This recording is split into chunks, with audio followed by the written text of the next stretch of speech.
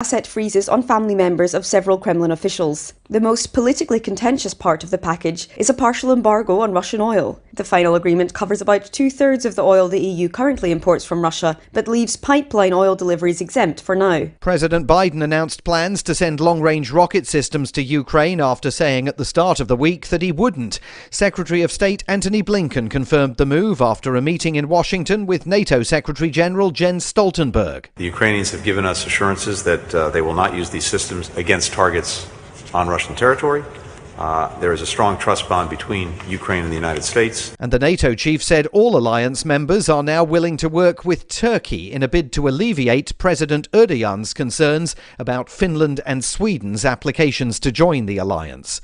President Biden spent the week leading the nation in mourning the victims of the Uvalde Elementary School massacre, and then on Wednesday, a disgruntled patient in Oklahoma killed 4 people, including 2 doctors, in a Tulsa hospital before turning a gun on himself. Wendell Franklin is the chief of police in Tulsa. We have seen the violence that has taken place throughout the United States, and we would be naive not to think that that would not happen in our jurisdiction. In a Thursday night address to the nation, President Biden unveiled his plan for action. He urged Congress to pass either an assault weapons ban or to raise the age for legal purchase of assault rifles from 18 to 21. The fact that the majority of the Senate Republicans don't want any of these proposals even to be debated or come up for a vote, I find unconscionable. We can't fail the American people again. I've been in this fight for a long time. I know how hard it is, but I'll never give up. But there's no sign yet that the president can secure the needed support of 10 Republicans to secure 60 votes for any kind of meaningful gun control. An 82-gun salute in Hyde Park marked the start of celebrations honouring the Queen's Platinum Jubilee. After 70 years on the throne, she's Britain's longest-serving monarch, and those celebrations will continue all weekend. From bureaus worldwide, this is FSN. Investors in the US are awaiting highly anticipated new figures on inflation due out in the coming week. They'll be an indicator of how well the Fed's measures to tackle rising prices are working.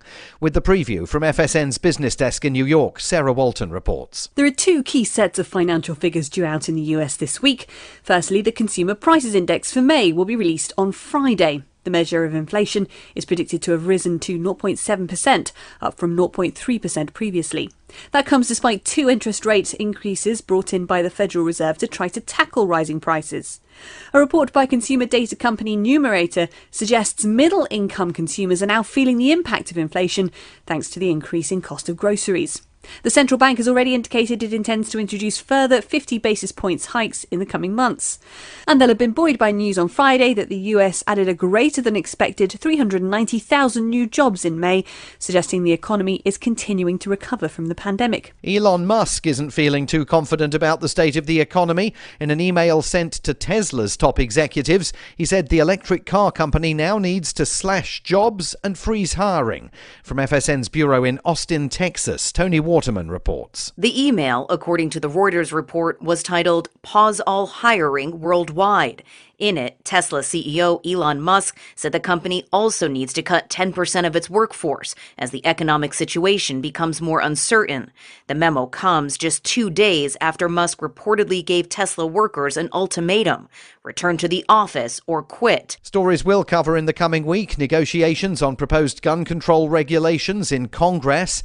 Apple's big annual conference will capture the attention of the tech world, and the EU's Foreign Affairs Council convenes in Brussels to discuss trade. Those stories here and on Twitter at Feature Story. And that is the Week in Review from Feature Story News. Simon Marks reporting. Fans of the Tour de France will be disappointed to hear that the race has been put on hold for an indefinite amount of time, as many of the world's top cyclists are currently riding over to the creek to check out cool bugs. Our Chad Williams is live in Bergerac, France. Thanks, Rachel. Roads that should be full of bikers are empty this afternoon. Right now, the riders were supposed to be here, making the climb up the legendary Mont Ventoux, but instead, they rode into the woods after German cyclist Andre Greipel heard that there were a bunch of stick bugs down at the creek, and then everybody wanted to go down there and throw rocks at them. That's when Dmitry Muravyev reportedly skinned his knee but didn't care, and Irish champion Nicholas Roach announced he saw this big weird frog with like an extra arm or something, but it was hard to tell because it hopped away too fast. Race officials have not put a time frame on when the event will pick up again. People keep saying that this is going to delay the race, but if I know these boys like I think I do, they're going to find some awesome shortcut through someone's backyard. This is the Onion News Network.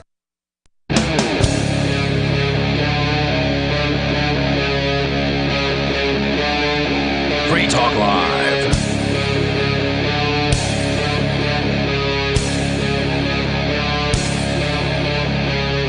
And we are back. Oh, a little change up. Usually it's and we're back. I didn't contract the weird. Yeah, you did away with the contraction. Woo. That's a birthing joke just for Nikki. Oh, okay. Yes. Because she's back. I'm back. You know, some politicians at some point said it won't be long until we're back to normal, like as the pandemic kicked in. So the only thing really that's back to normal, near as I can tell, is the Sunday night crew here on Free Talk Live. True that. The regulars. Yeah, it's been a long... Did you just call us normal? I know it's a word that you're not used to hearing. Yeah. Any of us Nobody's really. ever said that to me before. This is the usual, regular... Have you ever been called basic? Normal, I actually basic have. Sunday lineup. In the studio, it's myself, the captain. It's Nikki. And Richie Rich. Captain's log star date, what is it? 06052022, which is really not even how they actually do star dates, but it's just something I make up to have something to say that's consistent at the beginning of each show. The telephone number, 603-283-6160, because Free Talk Live is a live call-in talk radio program, nationally syndicated, plus we're on the internet over at freetalklive.com. We're on some satellite stations elsewhere in the world, so... Pirate radio. Yeah, all that kind of stuff. Arg. You know the pirate alphabet? Arg. Well, it's A, E, I, and then, of course, R. That's the pirate alphabet. So, I want to kick things off tonight with... I got to be careful how I say this. Somebody has requested and been granted and received a vanity license plate. Ah. You've seen these where like somebody will spell something funny or misspell it because it's already been taken, or, you know, make up stuff. I see way too many of these in the live free or die state. Like too many freedom-loving people are okay giving the government more money for goofy stuff like license plates. We know one of our co-hosts that indulges in that particular thing. Yeah, oh man, yeah, it's a van. Okay, if that tells you anything. All right. At any rate, this is not our host. This is somebody in Hawaii, of all places, ordered this vanity license plate. It's just 3 letters, a space, and then 3 letters. That's about all you get in Hawaii. And it's very difficult to get a good vanity plate there. And they apparently were like, sure, here you go. He paid for it and everything. They won't renew it now. And in fact, it sounds like from the headline that they want it back. The headline reads, Hawaii man refuses to surrender, and I'll tell you the plate thing in a minute. Spell it out He for refuses to surrender his vanity plates, defying DMV and corporate journalists. I don't know what that means, but we'll find out in a minute. What was his chosen letters for this license plate? Well, the first 3 letters are FCK. Now, you can use your imagination. How'd that get past the censors to begin with? I can't say that word on the radio, nor can you if you're going to call in about this topic, but the 3 letters are FCK, and then space, and the next 3 letters are BLM. That's where he went wrong. Now, I don't know what this guy has against organization. The Bureau of Land Management, that he would get a vanity license plate that says FCK BLM. I don't know what particular beef he has against the Bureau of Land Management. If you touch the seals, they shoot you. Oh, our producer's whispering in my ear right now. It's not Bureau of Land Management. Oh, they think it's Black Lives Matter, not the Bureau of Land Management. Okay. Can we be opposed to those equally? Like, I don't like the Bureau I don't of Land like either of Management those. Yeah, I'm with you, actually. Okay, all right. I'm not on board with either of those. They are state-based agencies, or at least the Bureau of Land Management certainly is paid for with tax money. Well, I guess BLM the other BLM, Black Lives Matter, technically isn't a state-based agency, right? It's technically a private organization. Technically, I think. Yeah. I think so, yeah. Well, at any rate, this is from ValiantNews.com. A Hawaii motorist is still driving the streets with vanity license plates mocking Black Lives Matter. Dun, dun, dun. The left-wing racial movement linked to violent riots, anti-white racism, and corporate fundraising. Journalists first expressed outrage about the vehicle in 2021 after it was seen driving around with FCK BLM. So this was a Karen journalist going like, hey, I know what that means. I'm calling the cops on this guy. How dare you give him his vanity plate? I'm curious if they asked him what he meant by it, or if they're just assuming it's Black Lives Matter. It's open for interpretation. You know, it'd be funny if this wasn't even a vanity plate and it was just like what it was randomly generated to be. There are some like that. I mean, could it perhaps be, what else could BLM be? Bondage-loving midgets, for example? Sure. You know, I mean, perhaps this guy has a kink that now he's being pick. shamed for. You know, who knows? Anyway, journalists first expressed outrage in 2021 after it was seen driving around town 1 year after the violent George Floyd riots. The government of Honolulu described the issuing of the plates as an ill-advised oversight during the review process and promised to force the owner to surrender them via recall. We've got an insider. Recall? What's recall? Are you familiar with what that means in Hawaii? Probably not in this case, but it's probably just, they take your plates back. Okay. Whenever I hear recall, I think of the Arnold movie, the Total Recall. When I moved here, one of the interesting things about moving here is you keep your plates.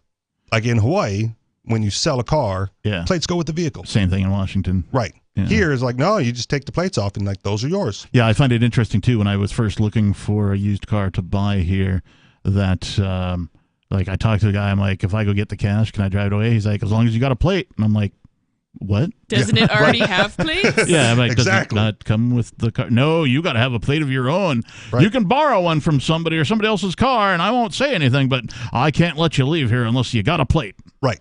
So we eventually switched our plates over to the New Hampshire plates, but we had the Hawaii plates. And I don't know if we actually did, but we were supposed to send the Hawaii plates back to Hawaii because state owns the plates. You're just allowed to put them on your car. That's what they mean by recall. Probably. They're like, that's our property. You can't have it. I'm making that assumption. I don't have confirmation. That makes sense to me. Some guy named Tom George, never trust a man with two first names. I knew you were going there. Has posted on the Twitter regarding this. Racism on the road? Viewer reported seeing this license plate. Ironically, the Hawaii license plate also has a nice picture of a rainbow on it, on the background behind the FCK space BLM. It's always Pride Month there. Viewer reported seeing this license plate. Sure enough, quick search of the government records shows this plate was issued in Hawaii. Unclear how it made it through approval process. Whoever Tom George is, he must be some journalist or perhaps statist. Anyway, despite the recall order, and I guess they just, we order you to give us these plates back. I'm like, no, I would move out of Hawaii before I gave them the plates back, I think. Despite the recall order and loads of outrage from local media, the owner has not surrendered the plates in nearly a year later.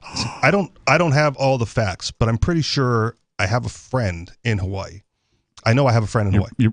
Okay, I was going to say, you're questionable whether you have a friend? Well, I don't remember. I met him after this event took place. Yeah. So you might not be friends anymore. No. We're still friends. Okay. But I don't know all the facts of what he went through because he also had a vanity plate. Okay.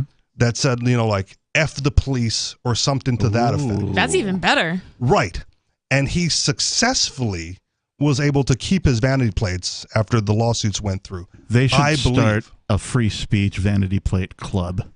And that this guy with the FCK BLM and then your buddy with the FTP or whatever it was. They could all plan an event where anybody who has sort of a free speech style of vanity plate. Well, get together and cruise the main drag or drive around the island or something, right? You got to get approved first. Like, that was the thing. He got his approved. They tried to do the same recall thing, and I believe he successfully sued, but I met him again after the events, so I don't know the whole story. 603-283-6160 is the telephone number here at Free Talk Live. The phones are open as usual. Would you drive around with a vanity plate that said FCK space BLM? Give us a call. More Free Talk Live is on its way.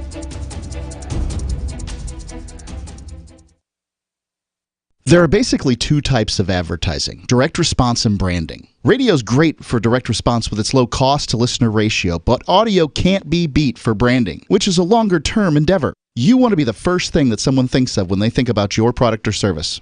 If you have a local business that you want kept top of mind in your community, call the station. If you need national reach, Free Talk Live's got around 200 radio stations, millions of monthly listening sessions, can suit all budgets, and if we don't think we're right for you, we'll tell you. Email me, mark@freetalklive.com. When a lunar observatory detects a radio broadcast originating from Proxima Centauri, the nations of Earth discover their first contact with an alien race may also be their last. With the Proximans facing an extinction-level disaster, Earth must choose between sending a ship on a multi-year journey or allowing nature to take its course. Saving Proxima, a hard science fiction thriller by Travis S. Taylor and Les Johnson from BaneBooks.com. Looking for a great real estate investment? Consider New Hampshire, which is ground zero for the Liberty Movement. Your first call should be to Mark Worden from Porcupine Real Estate. He's more than just a real estate agent. He's your New Hampshire concierge. Where are the best places to live? Do you want farm, city, the burbs, or forest? Do you want a duplex or multifamily building so that renters pay your mortgage? There are homes in all price ranges in New Hampshire, and Mark can help with financing too. Invest in liberty and property. Mark Worden can help. PorcupineRealEstate.com. Are you tired of governments murdering people around the world? Stop using their money. There is an alternative. Bitcoin is a stateless, free market, non-political currency. Bitcoin cannot be inflated or controlled by any government. By using their money, you are helping the state. Stop doing it! You have an incredible alternative available now. Learn it, use it, spread it. Get started with Bitcoin at bitcoin.com. That's bitcoin.com. So the protection of life, liberty, and property is what the Free State Project is all about. But it's an effort to move 20,000 people who understand. It's about demonstrating to the entire country that, yeah, we can have a free market, a truly free market. Making it just a freer, great place to live. It's the world's largest voluntarist libertarian community, and it's only getting bigger. That's amazing, to be able to move to a place where other people passionately believe in being free and independent. What the Free State Project is managing to do, though, is to put their money where their mouth is. It's physically getting up across the country and saying, let's go someplace and let's demonstrate the power of these ideas. There's a lot of kind of philosophy that surrounds liberty. There's a lot of thinking about it and talking about it. But here in New Hampshire, people are doing it. 101 Reasons Liberty Lives in New Hampshire, a documentary by Free State Project Early Movers. Watch it free at 101reasonsfilm.com. 101reasonsfilm.com. If you want to know the latest about Free Talk Live before we go on the air, all you need to decide is how you want it delivered. It's your choice. Visit news.freetalklive.com to receive our usually weekly news updates by email. Plus, we have a Twitter account at twitter.freetalklive.com, and you can follow us on the decentralized Mastodon platform at toot.freetalklive.com. So please follow us at toot.freetalklive.com and sign up for our emails at news.freetalklive.com.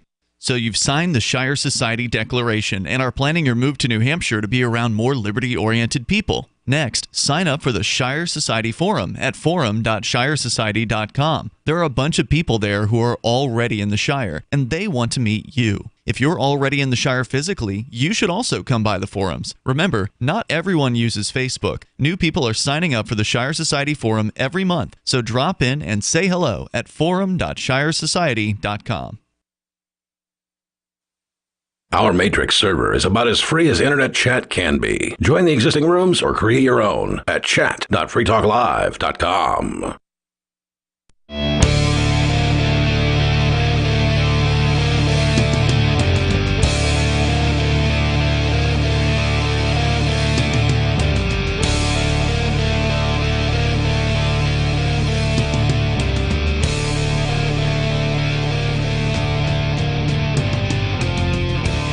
And we're back. Give me an F. What? Give me an F. F. Give me a C. C. Give me a K. K. What's it spell? No. It doesn't spell anything. It's just 3 letters in a row. It's up for interpretation. I was like, you're going to trick me here. I'm not falling for it. All right, here's one that'll really get you. What word starts with F and ends in Enos? UCK. Fire truck? Fire truck. Yes, very good. Very good. Very good. It's an initialism. That one got me, like, I don't know, when I was 8 or something, I think. Fire truck? One of my older either siblings or step-siblings or foster siblings or something they got me. And I'm like, I, of course, said the word, right? And I'm like, well, it's, and like, no, it's fire truck. You're going to get in trouble for swearing or whatever, right? Yeah. Anyway. Mom. Yeah. That's what the FCC feels like to me. It's like the disapproving parent. Captain said the F word. Yeah. He insinuated the F word. Yeah. Okay. This is Free Talk Live, and in case you're wondering what you're listening to, the telephone number here is 603-283-6160.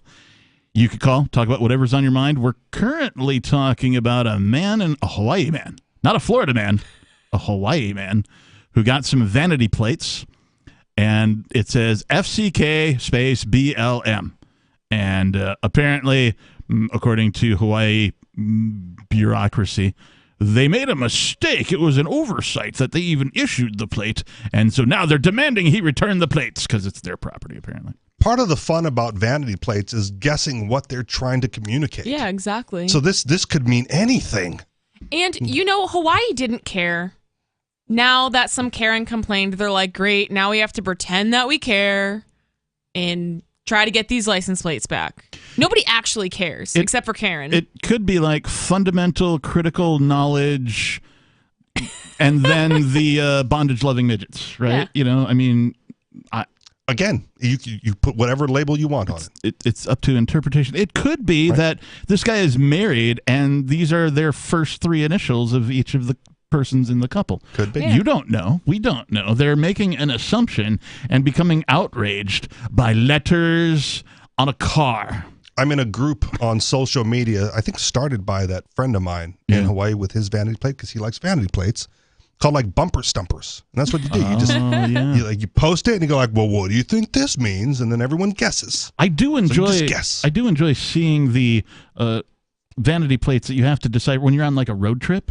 Yeah. A long road trip across country or whatever, in the summertime. And like, instead of just looking at boring plates that are just like, whatever, regular letters and numbers, you're like, oh, that one's supposed to say something. And like, sometimes you can't figure them out. You're like, I have no idea what that means. Those letters don't make any sense at all. Not to me, but to somebody it does. Yeah. So what's going through this Karen's mind where she thinks that says what she thinks it says? I know. It sounds like she's racist. Sounds like she's got the racial issues there.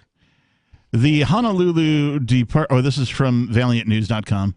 The article continues. Despite the recall order and loads of outrage from local media, the owner has not surrendered the plates nearly a year later. That's the other thing, right? No, there's no like citizens being outraged. It's media outrage. It was a journalist that saw it, the journalist that complained, and now the media making an issue out of it. Yeah. Well, they needed something to talk about. She was driving around and she was like, finally, something I can talk about. Yeah. On a deadline from her editor. Yeah. Got to get something provocative. Now, this next statement here in the article bothers me on many levels. The first is the name of this particular organization that we're going to talk about.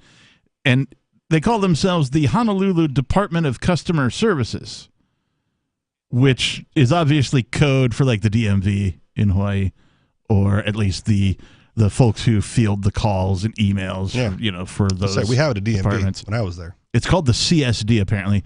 Told local media outlet KITV4, quote, "We have sent 3 letters to the registered owner recalling the license plate. However, the registered owner has failed to surrender the plate. Good. CSD has placed a hold on further renewals of his vehicle registration, and his registration is now expired.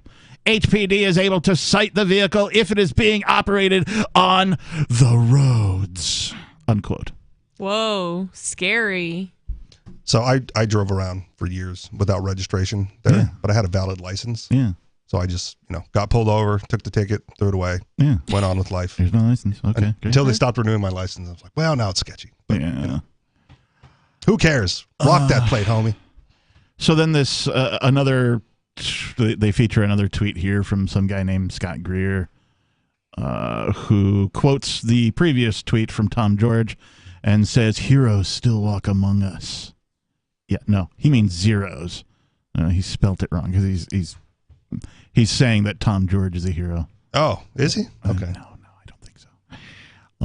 Despite the fact the registration and safety check are both expired and a hold has been put on the renewal of the plates, the owner continues to offend the sensibilities of journalists and left-wing activists by keeping the plates that insult the controversial BLM movement. See? Journalists and left-wing activists, not normal people. And if I were him, I would just continue to do so. I would take every ticket, take each of them to court, and just go free speech. Yep. Spree speech. Spree speech. Free speech, MFers. Right? Because it is. There's not. They can't even insinuate that he's cussing. There's no FCC violation. It could really mean anything. Yeah. If you assume that stands for Black Lives Matter and that it's a negative thing towards Black Lives Matter, then maybe that's on you. Maybe that's on you. It's not what I assumed when I first saw it. I mean, maybe it was, but whatever. Here's the other thing. I said this during the break. I don't understand the vanity plates thing. Again, because you can get that same message across without paying the state more money with a bumper sticker. And you can put the full letters on there on the bumper sticker. But then you wouldn't be as vain. Yeah, because it's not a vanity plate. Exactly. I used to have the magnets, I think Free Talk Live used to advertise Liberty stickers, and they sold magnets. So I made my own stuff and stuck them to the magnets and then slapped that on my car. Boom. Just to piss people off. Way cooler. But then people get offended and take the magnet off and throw it in somewhere in the parking lot. There's a person that is an author that we know of, and he claims his vanity plate is NH Exit. Okay. So cool. Anyway, hashtag. I just looked over at the chat. I don't usually mention chats on the air, but I thought that was really. You gotta say something really cool, Yeah, that's pretty cool to me. Anyway, the article continues. Police cannot venture onto private property to take the tags. I mean, they can. It's just not legal for them to do so. Interesting legal theory there, though, because if it does not belong to the registered owner of the plate, right? If our theory earlier was that it belonged to the state, right? They could go get it because it's not his, and they're just retrieving stolen property at that point. Well, it continues. It says police cannot venture onto private property to take the tags and must rely on pulling the car over in traffic to seize them. Thus far, the motorist has managed to evade confiscation efforts by local authorities, and I applaud him. All they got to do is wait at his driveway till he leaves for work. But do they really care that much? No. I mean, maybe he has another car, and he just uses this one as the antagonizing car. 603-283-6160. More Free Talk Live is on the way. Would you drive around with this license plate on your car? I would. More Free Talk Live coming up. Free Talk Live's video archives have been on LBRY for years. LBRY is an uncensorable, decentralized, blockchain-based media sharing protocol, and we're big fans of it here on Free Talk Live. In 2020, LBRY launched Odysee, a video sharing website to compete with YouTube, and it's really taking off. Now with over 1 million channels, many of whom are disaffected YouTube creators. During YouTube's crackdown for not towing the government line on COVID, the Free Talk Live YouTube channel started receiving strikes and could be completely taken down at any moment. Thankfully, Odysee started offering live streaming, so we're now streaming live every night and posting our video archives permanently to Odysee. You can watch live or anytime on our Odysee channel by visiting video.freetalklive.com. If you want to go all in, download the desktop app at lbry.com, and then every video archive you watch, you'll help seed and keep it online forever. At minimum, we ask you visit video.freetalklive.com and follow us on Odysee today. video.freetalklive.com. From Feature Story News in Washington, I'm Jagruti Dave. Ukraine's capital, Kyiv, has been struck with Russian missiles for the first time in 5 weeks. Ukrainian officials said the target was a facility that repairs train cars used for transporting grain. Russian President Vladimir Putin warned of similar attacks if the United States sends long-range rockets to Kyiv. The Biden administration announced last week that it's sending an advanced missile system to Ukraine, but said it has received reassurances that it won't be used on strikes inside Russia. Russia, however, has said such weapons deliveries could increase the risk of direct confrontation between Washington and Moscow. Let's go to the UK now, where the country's been celebrating the reign of its longest-serving monarch. Queen Elizabeth II made a surprise appearance at the balcony of Buckingham Palace on Sunday, rounding off a long weekend of Platinum Jubilee festivities, marking an historic 70 years on the throne. Dressed in green, she stood alongside her son Prince Charles and Camilla, and her grandson Prince William and his family, and she waved at the crowds below, who in turn launched a spirited rendition of God Save the Queen. Her Majesty has, on a number of recent occasions, had to pull back from public duty due to her health. She was unable to attend Jubilee events, including a special Thanksgiving service on Friday, after she experienced some discomfort during Thursday's parade, which kicked off the celebrations. Sunday's closing Platinum pageant started with a military parade which accompanied the 260-year-old gold stagecoach which took Queen Elizabeth to her coronation back in 1953. Queen Elizabeth sent a message to the country, telling them she'd been humbled and deeply touched that so many people have taken to the streets to celebrate her Platinum Jubilee. At least 49 people have died and hundreds more have been hurt following a huge fire at a storage depot in Bangladesh. At least 9 of the dead are firefighters who were trying to contain the flames which were triggered by exploding shipping containers at the site in the southeastern town of Sitakunda. Officials warned that the death toll could go even higher as a number of people are in hospital with serious burns. Although the cause of the fire was not immediately identified, it's thought that some of the containers had chemicals stored inside them. According to local media, the explosion shattered windows of nearby buildings and was heard by people who are kilometres away from the depot.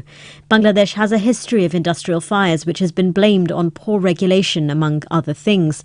In 2021, more than 50 people were killed after a fire swept through a food and drink processing factory in the outskirts of the capital, Dhaka. One of the worst disasters was the 2013 collapse of the Rana Plaza textile factory, again just outside Dhaka, which killed more than 1,100 people. From bureaus worldwide, this is FSN. You can stick it to the man and big tech. Join our FTL social mastodon at social.freetalklive.com.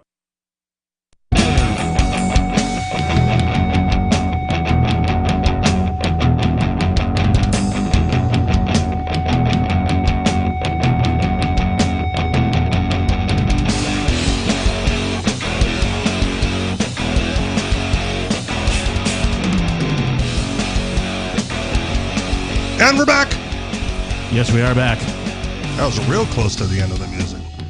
Sometimes the guy has a thing to do, and that's why the music's there, right? Like, hey, the show's coming back, and then we'll ease into it, and then we sort of talk over the tail end of it, and then I yell at people. And we're back. And then you get to give your burly growl. This is Free Talk Live. We're a live call-in radio talk program where you can take control of the airwaves, talk about whatever's on your mind. The telephone number here in the studio, 603-283-6160. If you'd like to join us, we'll get to your calls and thoughts momentarily. In the studio, it's myself, the captain. It's Nikki. And Rich. I need to tell you that Free Talk Live's video archives have been over on Library for years. Library is an uncensorable, decentralized, blockchain-based media sharing protocol, and we're big fans of stuff like that here on Free Talk Live.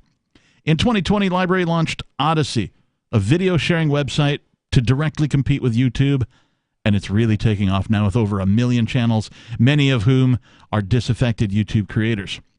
During YouTube's crackdown for not towing the government line on all things COVID, the Free Talk Live YouTube channel started receiving strikes and could be completely taken down at any moment. Frankly, I'm surprised it hasn't been taken down already. Thankfully, Odyssey started offering live streaming, so now we're streaming live every night and posting our video archives permanently to Odyssey. You can watch live or anytime on our Odyssey channel by visiting video.freetalklive.com. If you want to go all in, download the desktop app over at lbry.com, and then every video archive you watch, you'll help seed and keep it online forever. So visit video.freetalklive.com and follow us on Odyssey today. That's video.freetalklive.com. Would those people be upset if the license plate said FCK LBRY? Probably not. I doubt Probably it. not. Yeah. Mm-hmm. Yeah, I doubt it. Discrimination going on right there, too. Let's see if we can go to the phones. I believe this is Mr. Axelman. You're on Free Talk Live. Yes, sir, it is. Yeah, thanks for having me on. Hey, thanks for quick things. being on. Go ahead. You said I claim to have the NHL. I have evidence. We need documentation and evidence, good sir. Yeah, you see, so there's this thing us radio hosts do sometimes, and it's we use certain phrasing to attempt to draw callers to this call-in show. I guess it worked. Apparently worked. You have been honeypotted. You were summoned, your ears were burning, now here you are. Anyway, so yeah, once the permanent plate, I got a temporary plate. Once the permanent one comes in, it'll be awesome, and I'll be showing it off. On the topic of secession, as you guys might know, I'm the self-proclaimed biggest secessionist in the world. I wrote 5 books about secession. The latest one is presumed guilty. It's from a criminal justice perspective or injustice perspective. Where can people find these books? Oh, yeah, thank you. On Amazon is the best way to find it. It's Kindle and paperback, and we're working on the audiobook. It'll be available soon. Okay. So, and also all over Liberty Block, you'll find links to the book. Corona Fascism, I spoke to my publisher the other day. I can update it, so I have about a year's worth of things to update it. So hopefully in a few months we'll have an update for Corona Fascism of all the latest year of Corona Fascism, vaccines, Shanghai lockdown, Pfizer documents, all that good stuff. Hopefully we'll have an update. Now, what I really wanted to talk about today is something that I'm obviously challenging myself. I'm a voluntarist, but one of the last vestiges of statism, because I've actually been told, believe it or not, that I'm not a real libertarian. I know it's hard to believe. You don't say. I've been Were told you that at the too. convention last weekend? Because there was a whole bunch of not real libertarians milling about that was thing. real, not libertarians. Yeah. I'm also not a real libertarian, apparently, because I haven't signed anything. So I guess, unless you sign a thing, then you're not a libertarian, apparently. Well, you're not a libertarian unless someone has told you that you're not a libertarian. Exactly, yeah, that's what I meant. So I've been told it so much it means I'm the realist libertarian. So anyway, one of the last vestiges of statism I had was actually immigration. I'm, a bit of an immigration hawk, or at least I've been known to say, if, we should have no government, but if we have a government, one of the few things they should do is like protect life, but also have a border. If you don't have a border, you don't have a country. Oh, you were on the bordertarian train, but you're not anymore? Yeah, anyway, thanks to Free Talk Live and the great, amazing people like Rich and Captain and Ian and Nikki and all you guys, I heard about David Hathaway. He called in. He said he wrote a book. He was DEA, statist, and then he became voluntarist, and now he's a sheriff. Okay. He wrote a book, so I ordered the book. I'm challenging myself, opening my mind. I'm reading the book, and I think Scott Horton wrote the foreword. It's very convincing. It's kicking my butt, and now I'm like halfway done the book almost, or just started a few chapters, and it's challenging for me. It's difficult, but he's making good points. And if I'm going to be a principled voluntarist, then yeah, so he's making really, really good points. So by the time I finish the book, I'm sure I'll have moved over at least a fair amount. So. That's totally awesome to hear that, I mean, it's really not that uncommon amongst the libertarian type of people, but for somebody to say, hey, you know what, I held a position and I've come across some new information and now I'm rethinking my position. Like, it doesn't even matter to me whether or not you go one way or the other on this particular topic. You are a freedom-oriented person, and to me, that's enough for me. But that's the position I think more people should take, and the way to set an example is really what I'm getting at. I think you find that more amongst libertarians in general as well, because you're not indoctrinated into libertarianism. You have to kind of get through the indoctrination and find it on your own. Right, you have to choose it. And that means a lot of your formerly held positions are going to get challenged and changed over time. Well, and just to be open enough. Libertarians are so open-minded, intelligent, open-minded, individual, unique. Everyone's different. I'm different from my wife and you guys. Everyone has their own perspectives, but we're open-minded and genuine and unique and smart enough to be able to admit, change things. So I find libertarians are the best at that. Well, and that's huge too, just the ability to be able to change your mind and to be open enough to welcome in new information. A lot of people, and even a lot of libertarians, are not able to do that. They kind of hold these beliefs so closely, and a lot of people represent things so strongly that they feel embarrassed to change their mind. But it's actually a really cool thing to be open enough to be like, you know what, I was wrong, or I believe something different now. Any other thoughts, Mr. Axelman? Oh, I think that's all for now. Just I hope everyone checks out our books. Thanks a lot, guys. Keep it up. Hey, thanks for the call. We appreciate you. That is Mr. Axelman from Liberty Block. Is his website. You can find his books over on Amazon. Excellent speaker, intelligent guy. Get more bumper stickers. And prolific author. Oh, you didn't mention the bumper sticker? Oh, whatever. I'm just throwing it out there. Yes. He's a big supporter of NH Exit, which is the movement for the state of New Hampshire to secede from the United States of America, becoming its own country. Do some guerrilla marketing and slap those on some cop cars. That's awesome. Love that stuff. When I was doing the heavy metal band thing in the Seattle area, one of the promotions that I offered via our email newsletter was if you film yourself putting my band's bumper sticker, like guerrilla marketing style, on a cop car, that I will get you into any show that we ever do for free for the rest of your life. I would do it. Nobody took us up on it. Really? Yeah. Lame. Yeah. So speaking of that, I was passing out flyers for why can't I talk right now? NH Exit. Mm-hmm. And it was at some rally or protest or something, and I was trying to give them to the police. And they wouldn't accept them. They were like, no, we can't take these. And I'm like, really? Yes, I kind of pushed it a little bit. I'm like, you can at least just take it and read it. Like, you don't have to admit that you think that New Hampshire should secede, but you can at least take it. And it's rude. It's rude not to take it. Just take it. And they wouldn't. Excuse me, officer, can you throw this away? I would say that you could maybe do something like, I don't know, the old trick about like the kick me sign, like, put a piece of tape on the back. It's like, hey, have a good day, officer. Yeah. Like, now they're walking around with them, but then they'd probably charge you with assault. They'd probably try to arrest me or something. I was just trying to be nice, and they were rude. So if an officer jumped in your way and shoulder checked you, he would charge you with assault. Right, yes. You assaulted me. You're going to jail now, buddy. And why do they use the term buddy? Makes you feel like friendly. Officer friendly. Buddy, pal. It's because you hate it, and that's why they call you buddy. Maybe it is. Like, I'm not your buddy guy. I'm not your friend, pal. I'm not your pal, buddy.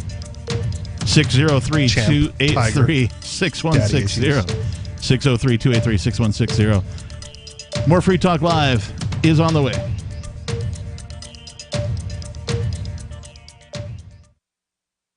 Do you ever say, I could care less, when you really mean the opposite? You mean to say, I couldn't care less. It's a common mistake. You are judged by how you speak, especially if you're looking for work, with so many more applicants than openings now. But even if you're not, avoiding common misstatements will help you make the most of the dozens of conversations and transactions that crowd your daily routine. So whatever you say, don't say whatever as a single word sentence. It's the most annoying expression in the American English language, according to a recent poll. And avoid cliches like the plague. Just kidding. But seriously, at the end of the day, you'll want to avoid this scenario, sounding like everyone else. For more tips, hit survivalspeech.com. I'm Holland Cook. The new 4th edition of Healing Our World, The Compassion of Libertarianism, will take your understanding of liberty to a deeper level and has over 1,300 updated references, new cartoons, and a foreword by Dr. Ron Paul. With discounts for multiple book purchases, the 4th edition of Healing Our World is a great gift for the liberals, pragmatists, environmentalists, and Christians in your life who think libertarianism is cold-hearted. Get yours today at healing.freetalklive.com and use promo code FTL for a $5 discount. There are lots of ways to listen to Free Talk Live. Our podcast has been around since podcasts began, and now the FTL feed is loaded with content besides our full show archives. Did you know that we make it easy for you to customize your podcast subscriptions? We have different feeds, one that includes only our full shows, one with just the Daily Digest, and our main feed that includes everything. You decide what you listen to. It's quick and easy to customize your feeds at feeds.freetalklive.com. That's feeds.freetalklive.com. Free Talk Live. It's obvious the government expects people to pay taxes, whether or not they have a law. They are a band of marauders. They are a violent band of thugs, and in my opinion, they're a group of strangers. I mean, if I all of a sudden wrote up an invoice for you, Robert, and send it to your house saying, you owe Free Talk Live $5,000 this year, or if you don't pay us, we're going to send some people after you to punch your face in. Would you cut me a check? I mean, because that's essentially what they're doing. That's essentially what the IRS does. They write a bunch of strangers, people they don't know, an invoice, and they include a bunch of obscure instructions that you're supposed to understand. And then at the very bottom, it says, if you don't follow these instructions to the T, we are going to charge you with a criminal offense and throw you in the clink. This is a threat. And I don't take kindly to threats. I don't know about you. Free Talk Live, 7 nights a week from 7 to 10 Eastern, live on the Liberty Radio Network at LRN.FM. What if you want to hear the latest episode of Free Talk Live, but all you have is your phone, you forgot to download our archive, and you have no data connection? You can call our Listen line at 641-793-0191. That's a long-distance number, so you may incur charges. If not, listen as long as you want. 641-793-0191. The Free Talk Live Listen line, 641-793-0191. My name is Jacob Hornberger. I'm president of the Future of Freedom Foundation, which Congressman Ron Paul awarded for having an outstanding freedom website. Write us at fff@fff.org, and we'll send you a free 3-month subscription to our monthly journal of libertarian essays and our booklet, Economic Liberty in the Constitution, which George Mason University economics professor Walter Williams praised in a recent column. That's fff@fff.org. Don't miss a moment of Free Talk Live. Get our archives daily via our podcast at feeds.freetalklive.com.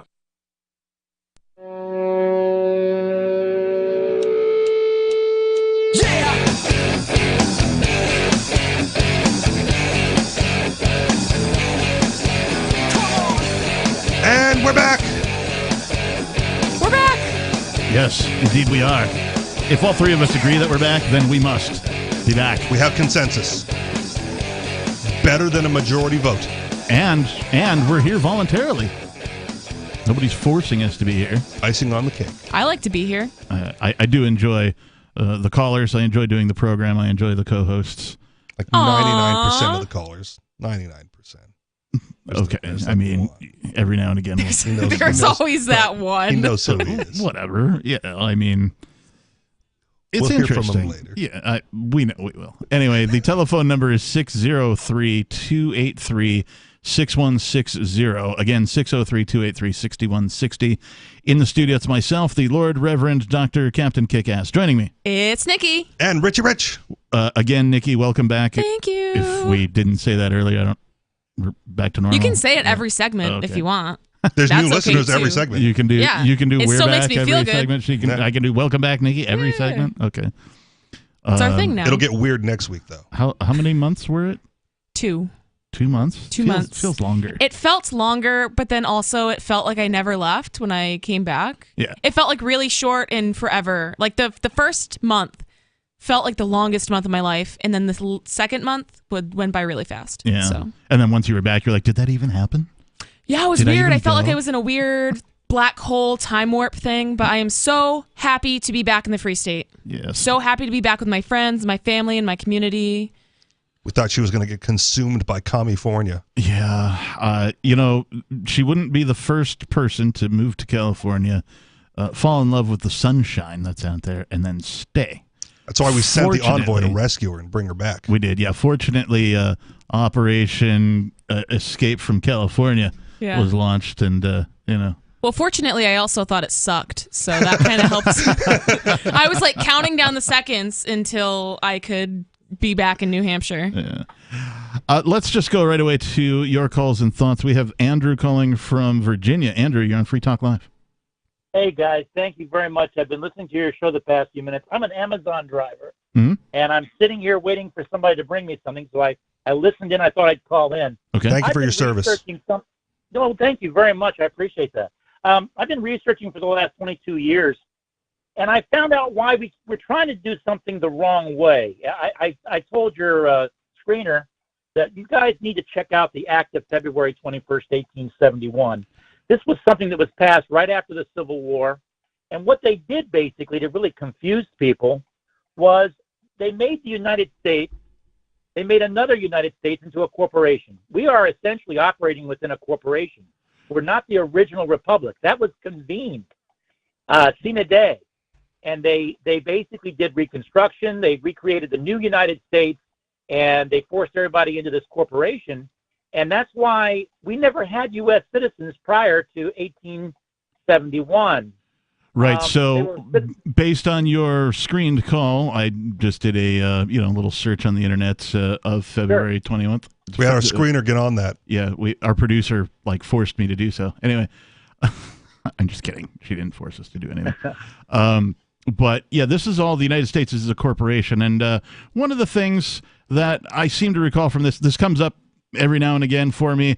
I generally get a little more educated than I was the last time, but one of the things that stands out is I found a PDF that says the United States is a corporation, and it points out the 1788 original Constitution for the United States, only the C is capitalized, and then 1871 amended version, Constitution of the United States, all caps, the whole entire phrase, right. Like they're yelling at you. At least that's what we think in the internet day. So what is the significance of the capitalization? Here it is. Old English grammar demands anything written in all caps is a fiction. Oh. Now, yes. So when you see your name in all capitalized letters, and all of your court records, military records, birth certificates that are reprinted, driver's license, anything having to do with the state, your name's in all caps. You know why? Because you cannot be addressed by a corporation known as the United States unless you're a corporation. So I got two things on this one. Number one, I have personal evidence that you are indeed correct. And number two, what does it matter going forward? Here's where it matters. Corporations are dead. Okay? If you want to run around, and I'm not being fallacious here, I'm not trying to be insulting, so please don't take this the wrong way. Sure. But you were created, in my opinion, this is strictly my opinion, and you may have a different opinion, I'm not trying to tell you your faith, but if you were created by an all-powerful being, let's just call it God for lack of a better term, he didn't make you to be a dead thing. He made you to be a living thing. Have you noticed the state never refers to you as a man? You're a white male. Your coworker's a white female. We're all black males, black females, Hispanic males. We're not men and women anymore. And if you get hit up by the IRS, you're the taxpayer. Right. You're the taxpayer. That's all. That's right. Well, I don't pay taxes anymore. I stopped paying taxes.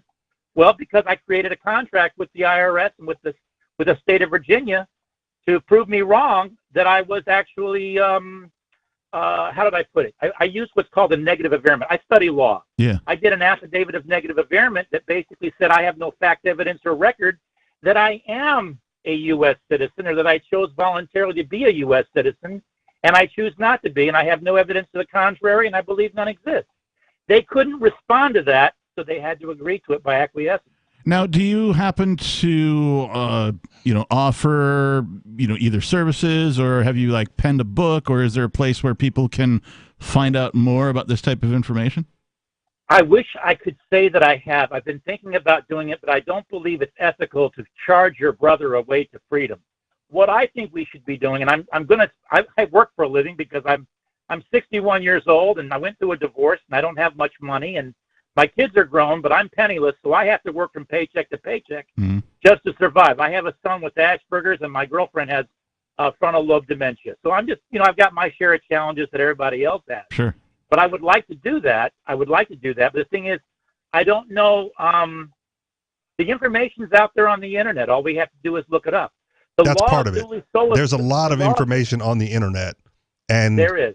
It's hard to decipher the accurate versus the fallacious because it all sounds the same. I know it does. And a lot of people don't even know what to look up. Or, Right. like I understand. concepts like this need to be introduced to you before you even know where to start. Right. But go ahead and Google, like, your name in all caps. Yeah. Right? And just try to filter through the mess. You mean go ahead and search for your sure. normal search Here's engine. what I did. Whatever. I used clues. Like when John F. Kennedy did some of his speeches, he talked about the law of duly solus. Mm. And the law of duly solus, which is basically Latin, it says that you are indigenous to where you were born. Okay? If I say I'm no longer a U.S. citizen, I'm just a Virginian, and that's what I am. I'm no longer a U.S. citizen because U.S. citizens belong to the jurisdiction of the United States, which is the 10-mile squared area of D.C. Right. I don't want to be part of that group. I just don't choose to be part of that group. I was born in Virginia. I'm a Virginian, and we all get tricked into becoming a U.S. citizen by signing our first 1040 form. When you do that, it asks you at the very last end, it says, are you a U.S. citizen? And when you say yes, you just basically expatriated out of your state you were born in or the state you live in, and you just became a U.S. citizen, and now you're subject to United States. So here's a question for you then, Andrew, and maybe you don't know the answer, but I know some folks who have simply just stopped filing taxes. What effect, or how does this apply to those people? Are they effectively claiming they're no longer a citizen of the United States? They're belligerent. And I did that. That's how I did it. Okay. I stopped filing taxes and I kept paying taxes because I was afraid of what would happen if I didn't. Yeah, or sometimes they just take it out of your check no matter what, and that's you can't do anything about that. Exactly. But let me tell you what. This is an interesting story. I got my wages garnished when I was going through a divorce, so I was basically making really good money back in the early 2000s. And on top of my paycheck being my wife chose to have the child support just taken out of my check, and the IRS started taking money out of my check in addition to that. So instead of making what would have been probably $750 every 2 weeks, I was getting $160. So they've since changed the law now. But what I did was I just didn't say anything. I didn't do anything because I didn't know what to do. The IRS garnished my pay. They claimed I owed them $50,000 for the fees and penalties. They took my paycheck for about a year, and then they stopped without warning. They just stopped. Hey, Andrew, can you hang on? Because I think you have more to say, and I'd like to hear more. Can you stay on for another? I can. All right, stand by. 603-283-6160. More with our caller, Andrew, about the Corporation of the United States. Coming up, this is Free Talk Live. Tired of cancel culture? Sick of mega tech corporations holding an axe over your head? Join the LRN.FM Matrix chat server. It's self-hosted, so no one else can tell us what to do or say. Don't like the existing channels? You can make your own. You can even connect into some of our channels from other Matrix servers. It's federated. For the full LRN.FM Matrix experience, though, you should join our server via the step-by-step instructions at chat.lrn.fm. Chat.lrn.fm. Do you feel like your nation, state, or community no longer holds your values? Have you dreamt of a place where people agree that liberty is important and are free to pursue their projects so long as they respect the property of others? There are many people just like you that are discovering freeprivatecities.com. Their social media links are at the upper right of the page at freeprivatecities.com. All skill levels will be needed when the first of the Free Private Cities opens. It's sooner than you think. Stop arguing and build. freeprivatecities.com. Is oral health important to you? If you don't like your own teeth, fresh breath, or kissing people, then by all means stop listening. Several years ago, I met Jessica Armand, founder and CEO of My Magic Mud, and I became passionate about the product that she created and never want to live without it. It's clinically proven to whiten teeth, but I find it does much more. They want you to love My Magic Mud as much as I do, so they're giving you a money-back guarantee plus 20% off. Go to mymagicmud.com and use coupon code FTL20 at checkout. mymagicmud.com, FTL20. If you want to know the latest about Free Talk Live before we go on the air, all you need to decide is how you want it delivered. It's your choice. Visit news.freetalklive.com to receive our usually weekly news updates by email. Plus, we have a Twitter account at twitter.freetalklive.com, and you can follow us on the decentralized Mastodon platform at toot.freetalklive.com. So please follow us at toot.freetalklive.com and sign up for our emails at news.freetalklive.com. You're listening to the live edition of Free Talk Live. Hour number 2 is next after the news here on the Liberty Radio Network at LRN.FM. From Feature Story News in Washington, I'm Jagruti Dave. Ukraine's capital, Kyiv, has been struck with Russian missiles for the first time in 5 weeks. Ukrainian officials said the target was a facility that repairs train cars used for transporting grain. Russian President Vladimir Putin warned of similar attacks if the United States sends long-range rockets to Kyiv. The Biden administration announced last week that it's sending an advanced missile system to Ukraine, but said it has received reassurances that it won't be used on strikes inside Russia. Russia, however, has said such weapons deliveries could increase the risk of direct confrontation between Washington and Moscow. Let's go to the UK now, where the country's been celebrating the reign of its longest-serving monarch. Queen Elizabeth II made a surprise appearance at the balcony of Buckingham Palace on Sunday, rounding off a long weekend of Platinum Jubilee festivities, marking an historic 70 years on the throne. Dressed in green, she stood alongside her son Prince Charles and Camilla and her grandson Prince William and his family, and she waved at the crowds below, who in turn launched a spirited rendition of God Save the Queen.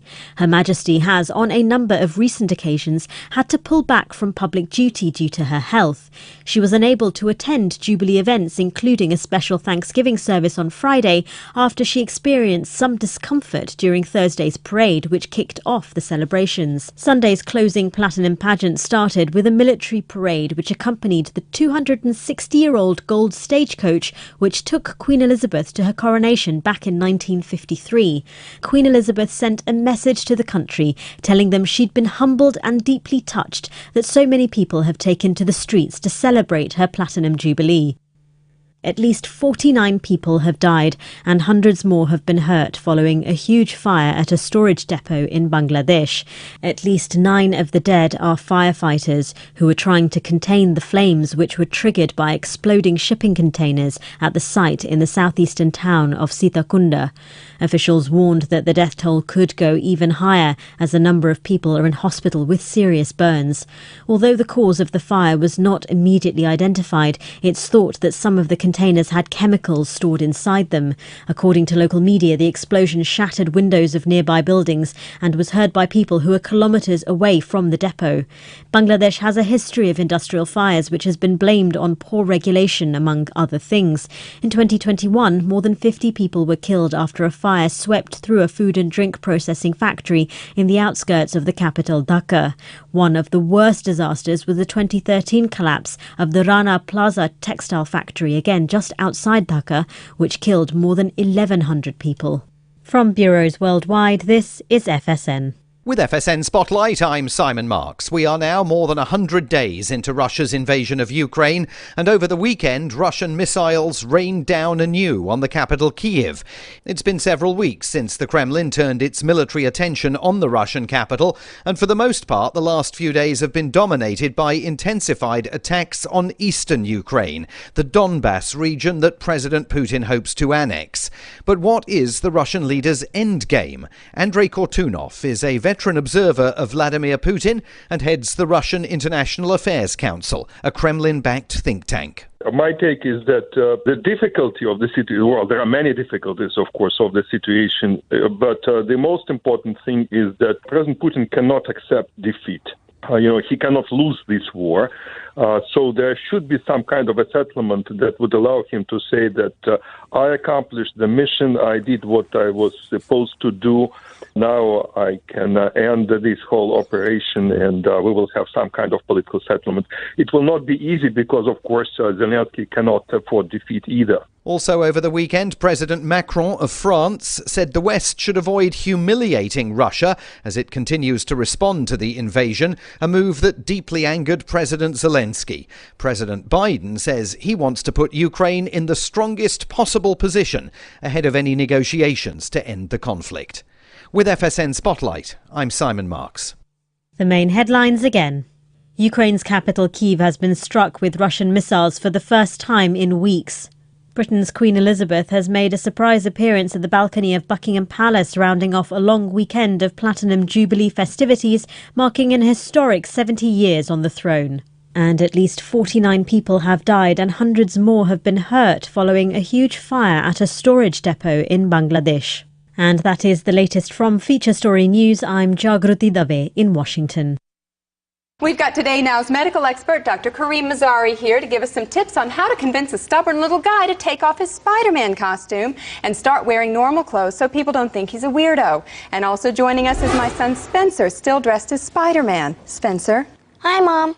I find the best thing to do is to try and have a dialogue with your child. Now, Spencer, why won't you take your costume off? Because then people will know my true identity. You're not even wearing the mask. People already know who you are. Well, bargaining can work. Explain to your child. Is it not enough that I say take off the Spider-Man costume? Now I've got to bargain with my own child? Jesus Christ. You know, Spencer, sit down. Sit down. Do you want to be put in the silence trunk again? You don't like the silence trunk, do you? Okay. I'm Spider-Man. I'm Spider-Man. Spencer, sit down right now. Sit down, you little face, or I will break the rest of your toys on purpose. Do you understand me? This is the Onion News Network.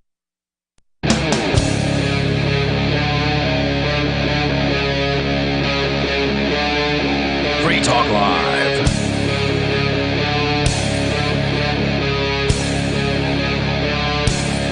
And we're back. Yes, we are back. This is Free Talk Live, the live radio call-in talk program, nationally syndicated on the internet as well, plus some satellite stations where you can call, talk about whatever's on your mind. The telephone number you need to, I don't know, jot down on the fridge with a crayon or inscribe on a record or something. Tattoo it on your forearm. Or, Heck yeah. Or your children's forehead. 603-283-6160. Again, 603-283-6160.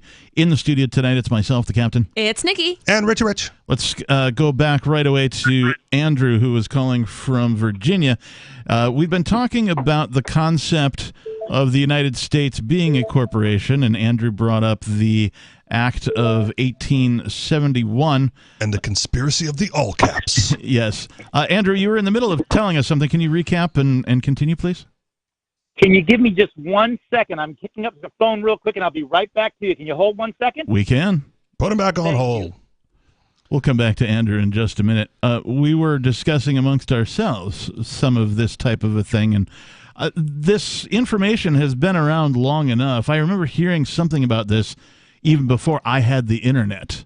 There were sovereign activists who would tell you tales of this and tell you about the whole caps, large caps and small caps. And that the kind of amazing thing that happens is when you try it out for yourself and you get some of the results that they promised.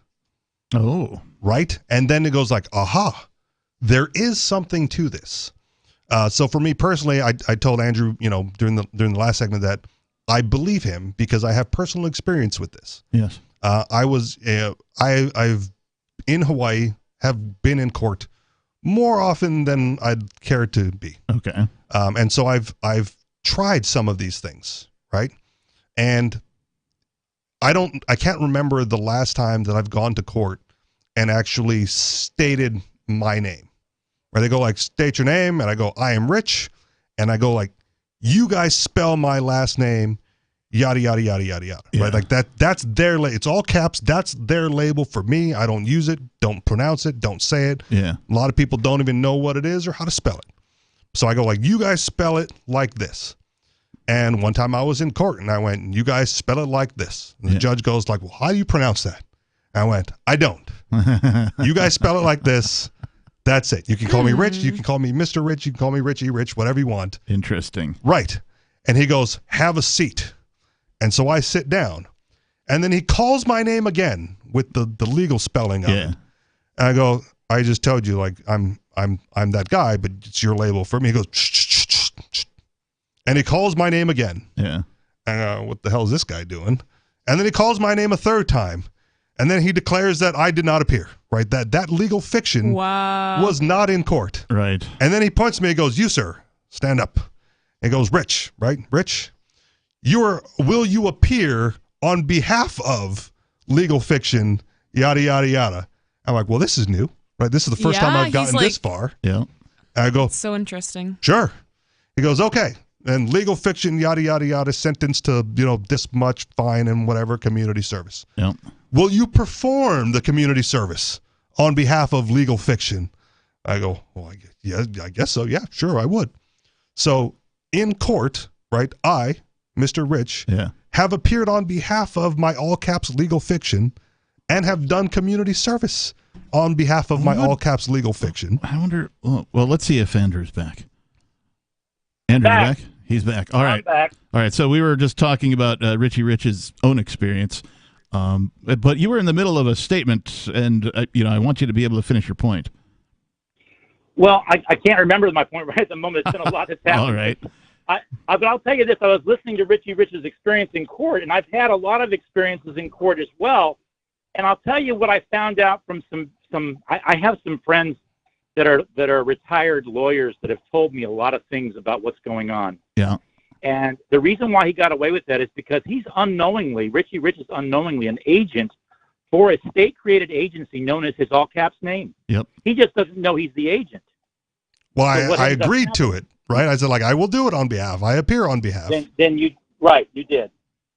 Right? But again, that's the furthest I've gotten, and I was intrigued by the process because long before that, I did not state my name. And the second thing I pointed out in the last segment was like, what difference does it make? And I asked that question because I believe at one point in time, all of this mattered. And it either no longer matters anymore, because the people at the head of the table, the judges or whatever, even higher up than that, right, either don't know the history of it or don't care. And if they don't know the history of it, it's irrelevant because they act in court as if it doesn't matter. This one judge being like the outlier of all outliers, allowing it to proceed, and whether or not he was doing that because it's true, right, or because he was trying to blow smoke up my rear end as a sovereign activist or whatever, right? It doesn't matter. They proceed as if it doesn't matter, and that's the point. So all of this. The reason why they're okay, I was just trying to wonder, if you don't mind me interrupting, I want to tell you something. They're testing you. This whole system is testing you as to whether or not you know who you really are. And let me explain, if I may. You got to look at this because that's how they look at it. I was in court one time for a ticket for speeding. And a friend of mine had told me, Andrew, do this. So I did what he said. When the judge asked me, he says, Mr. Davis, you've been found guilty of speeding, of doing 46 and a 33 or a 35 or whatever it was.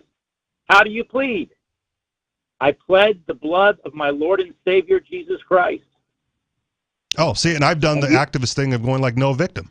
I've pled no victim ever since. Well, let me How do you tell plead what no happened. victim? You get no jurisdiction. I know, but let me tell you what happened.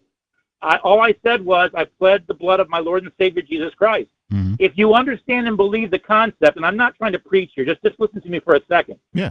If our sins have been paid for by the blood of our Savior, quote unquote, then how in the world can they judge us for this infraction of their corporate law? Because they don't care. That's my point. No, I don't think that's the truth. I don't agree. And I want to tell you why. You've agreed without your awareness or your understanding, you've agreed to be a corporate entity by using that all caps name. That means you agree to all the policies, rules, regulations, all of the statutes that go along with it. And when you don't follow them, you are seen as a belligerent and they send a policy enforcement officer. Now, here's the problem. Until we wake up and realize that we are not corporate entities and stop playing the role of a corporate entity in their system, I can't go to your house, Richie, when you're playing a card game and tell you, well, listen, Richie, I don't like the rules you're playing with this game. We're going to play it under my rules. You're going to look at me and you're going to say, Drew, you can't tell me how to play my game in my house. But if you came with guns and said, like, we're now playing by my rules, right, then it's comply or die, which is how you interact with the state. But you don't have to die. All you've got to do is say, well, you know what? I don't want to play at all. I don't want to be a corporate entity, and I'm not. I'm a living man. I'm not a corporate citizen. I'm not a part of any corporation, either local, state, or federal. And I have no fact, evidence, or record that I ever signed up to be, knowingly, willingly, or intentionally. Andrew, do you have like any recommended resources where people can learn more about this kind of thing? Any websites, a book, something? There is none that I know of. What it is we get little signs of things, little things kind of like a burr in your saddle that says, well, they're saying. What my lawyer friend, his name was Mel Stamper. You might want to read his book. It's called it's online. I think it's free. Mel Stamper wrote a book, and it's called The Priest of High Treason. Okay. The Priest of High Treason. And what he does is he explains to you, you've been kind of cajoled and kind of coerced and kind of, maneuvered into all these contracts. Sure. The back of your driver's license has all that black scrambled egg. Those are all your contracts. And until you address those contracts, I haven't had a valid driver's license in a decade. Hey, Andrew, we really appreciate the call. Thanks for spending so much time with us. 603-283-6160 is the telephone number. Will you be challenging your corporate identity in court? Give us a call. Let us know. This is Free Talk Live. More coming up.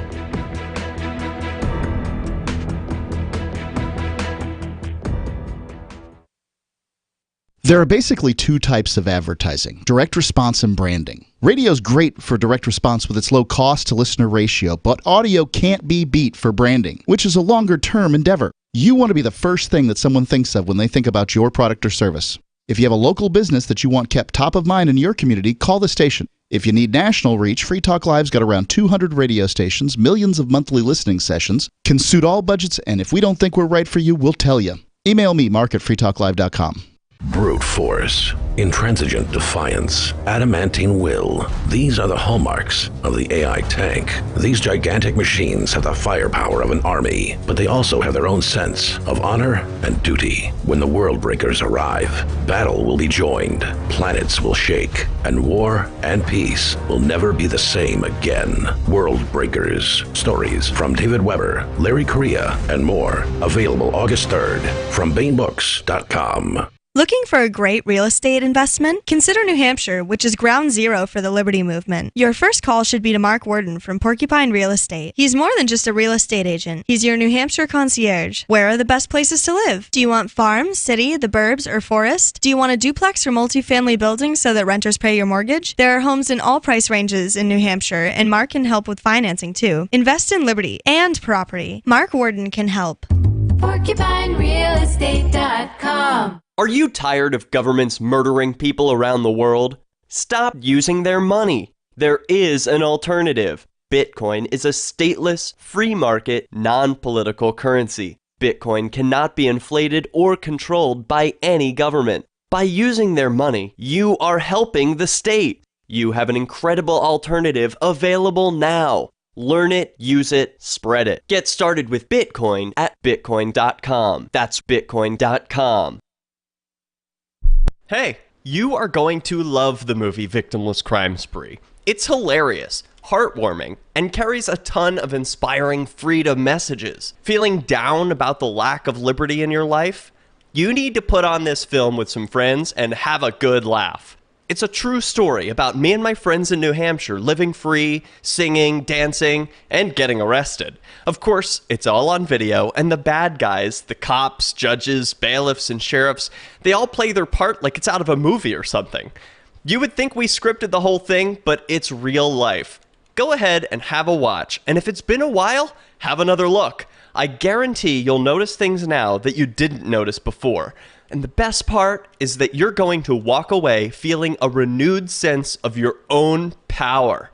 You are the master of your destiny, and you will be free in your lifetime. Victimless Crime Spree. There are lots of ways to listen to Free Talk Live. Our podcast has been around since podcasts began, and now the FTL feed is loaded with content besides our full show archives. Did you know that we make it easy for you to customize your podcast subscriptions? We have different feeds, one that includes only our full shows, one with just the Daily Digest, and our main feed that includes everything. You decide what you listen to. It's quick and easy to customize your feeds at feeds.freetalklive.com. That's feeds.freetalklive.com. So you've signed the Shire Society Declaration and are planning your move to New Hampshire to be around more liberty-oriented people. Next, sign up for the Shire Society Forum at forum.shiresociety.com. There are a bunch of people there who are already in the Shire, and they want to meet you. If you're already in the Shire physically, you should also come by the forums. Remember, not everyone uses Facebook. New people are signing up for the Shire Society Forum every month, so drop in and say hello at forum.shiresociety.com. We're still not sure why you'd want to watch, but our video feed is streaming nightly for free at cam.freetalklive.com.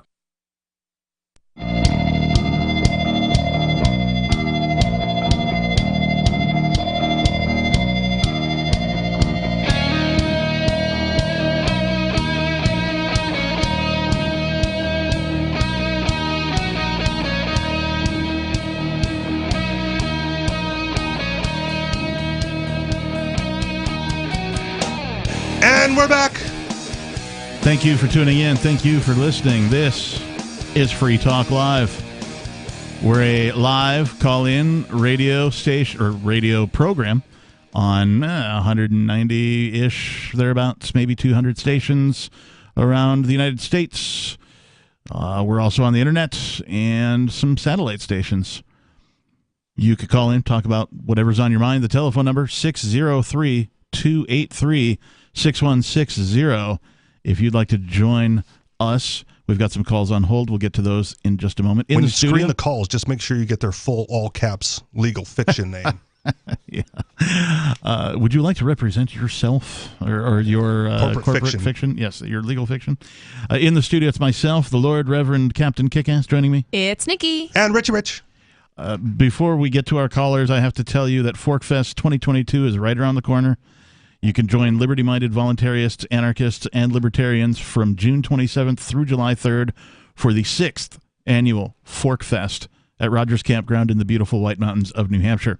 Forkfest is a fork of the Porcupine Freedom Festival, which sold out last year and looks to have sold out this year as well. So Forkfest takes place the week after that.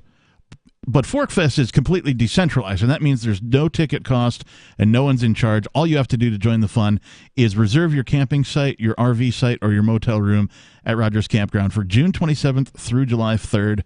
I can't think of a better place to celebrate Independence Day than around other freedom-loving people in the Shire.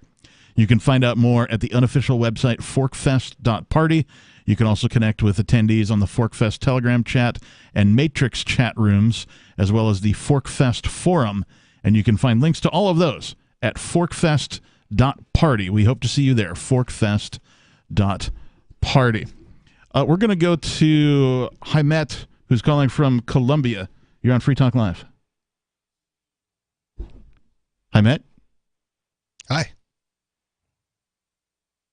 Hymet, going once? Hymet going twice. All right, I'm going to put him back on hold. Let's go to Stephen in Georgia. Stephen, you're on Free Talk Live. Hey, so if you're going to call me by Steven, can you, doctor it up and, at least spell it in all caps for me? Here, I'll do my best. Hen. Now we're going to go to Stephen in Northwest Georgia. Hello, Stephen. How are you? Sorry, I capitalized. How are you? Fantastic. How are you? What's on your mind tonight? So y'all were talking the legal entity stuff, and I would say at least borderline sovereign citizen, if not just marches in step with that. It comes up every now and again on this show. Yeah. And I learned a little bit more about it. I think that we were talking sort of in the break, and Richie Rich brought up the point that you can find a lot of information, but what's difficult to do is to sew it all together into one comprehensive thing. I believe that's impossible. Stephen?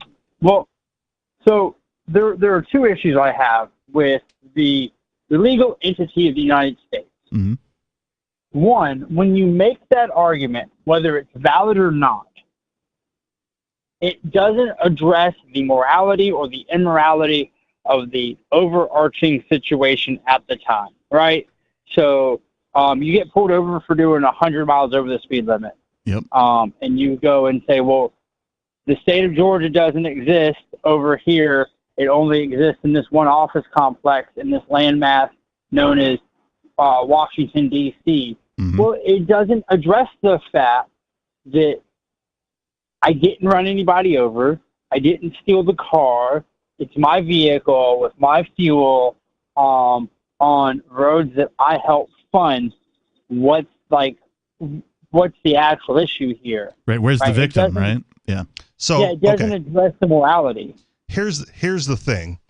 As a more individualist, anarchist type person, I think personally I have given up on the attempts to set other people free, right? Much like the Matrix and the Agent Smiths, most of the world is not ready for freedom. I want it for myself, and I want it for those friends and whomever I surround myself with to have it for us, and then those who want to come along later can.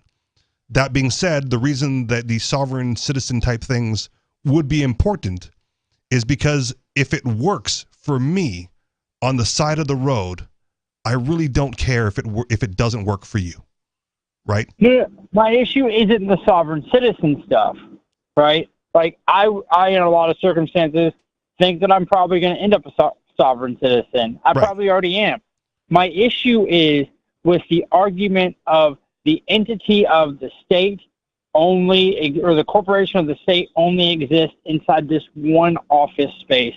Right. Hundreds of miles away. The truth is, in my opinion, at least, that it actually doesn't exist at all. It's all just a construct in our minds. And it's, our regular caller Jet calls in to say all the time, it's just a bunch of people claiming a thing, right? It doesn't actually exist. It's just a bunch of people. It's a religion. Yeah.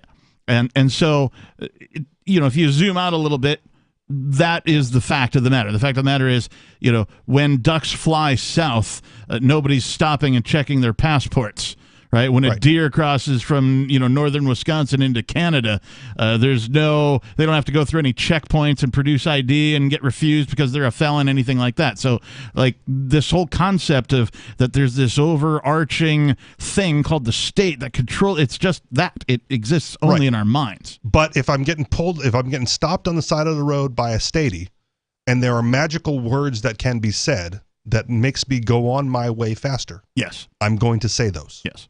Right? Yes. Just suck it, not work? It didn't work for me. It might lead you on a high-speed chase a la a white Bronco. Hey, Stephen, thanks for the call tonight. We appreciate you. Let's see if we can get Hymet. Is that you? Yeah, I called back in. When you brought me in the first time, I had it on mute, and I didn't realize I was answering the question, so I apologize. That's fine. You are live on the radio, so what are you calling about tonight?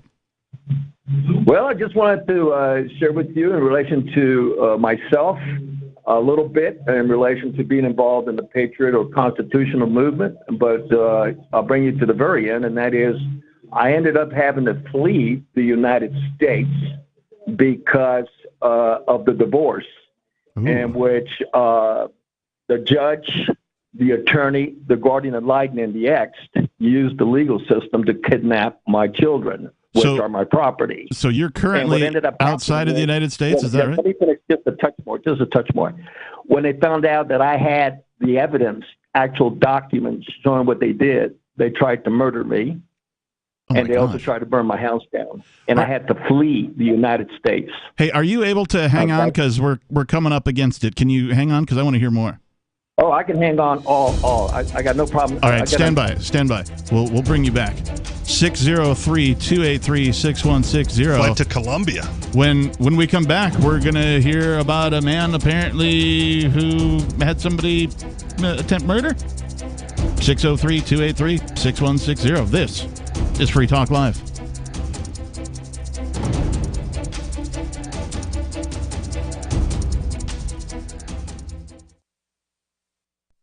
On Free Talk Live, we're bringing people to the ideas of liberty every day. From wrestling superstars like Glenn Jacobs. You guys really are having an impact, I believe. Like I said, a lot of where I am now is due to listening to Free Talk Live. You changed my mind on some very important issues years ago. To random people tuning in on the radio.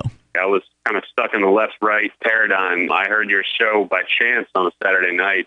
From there, I went on, joined the Free State Project, and become an amplifier. So, I mean, that's really the reason why I amp is because I know that if it wasn't for you guys being on as many stations as you are, I never would have found the ideas of liberty.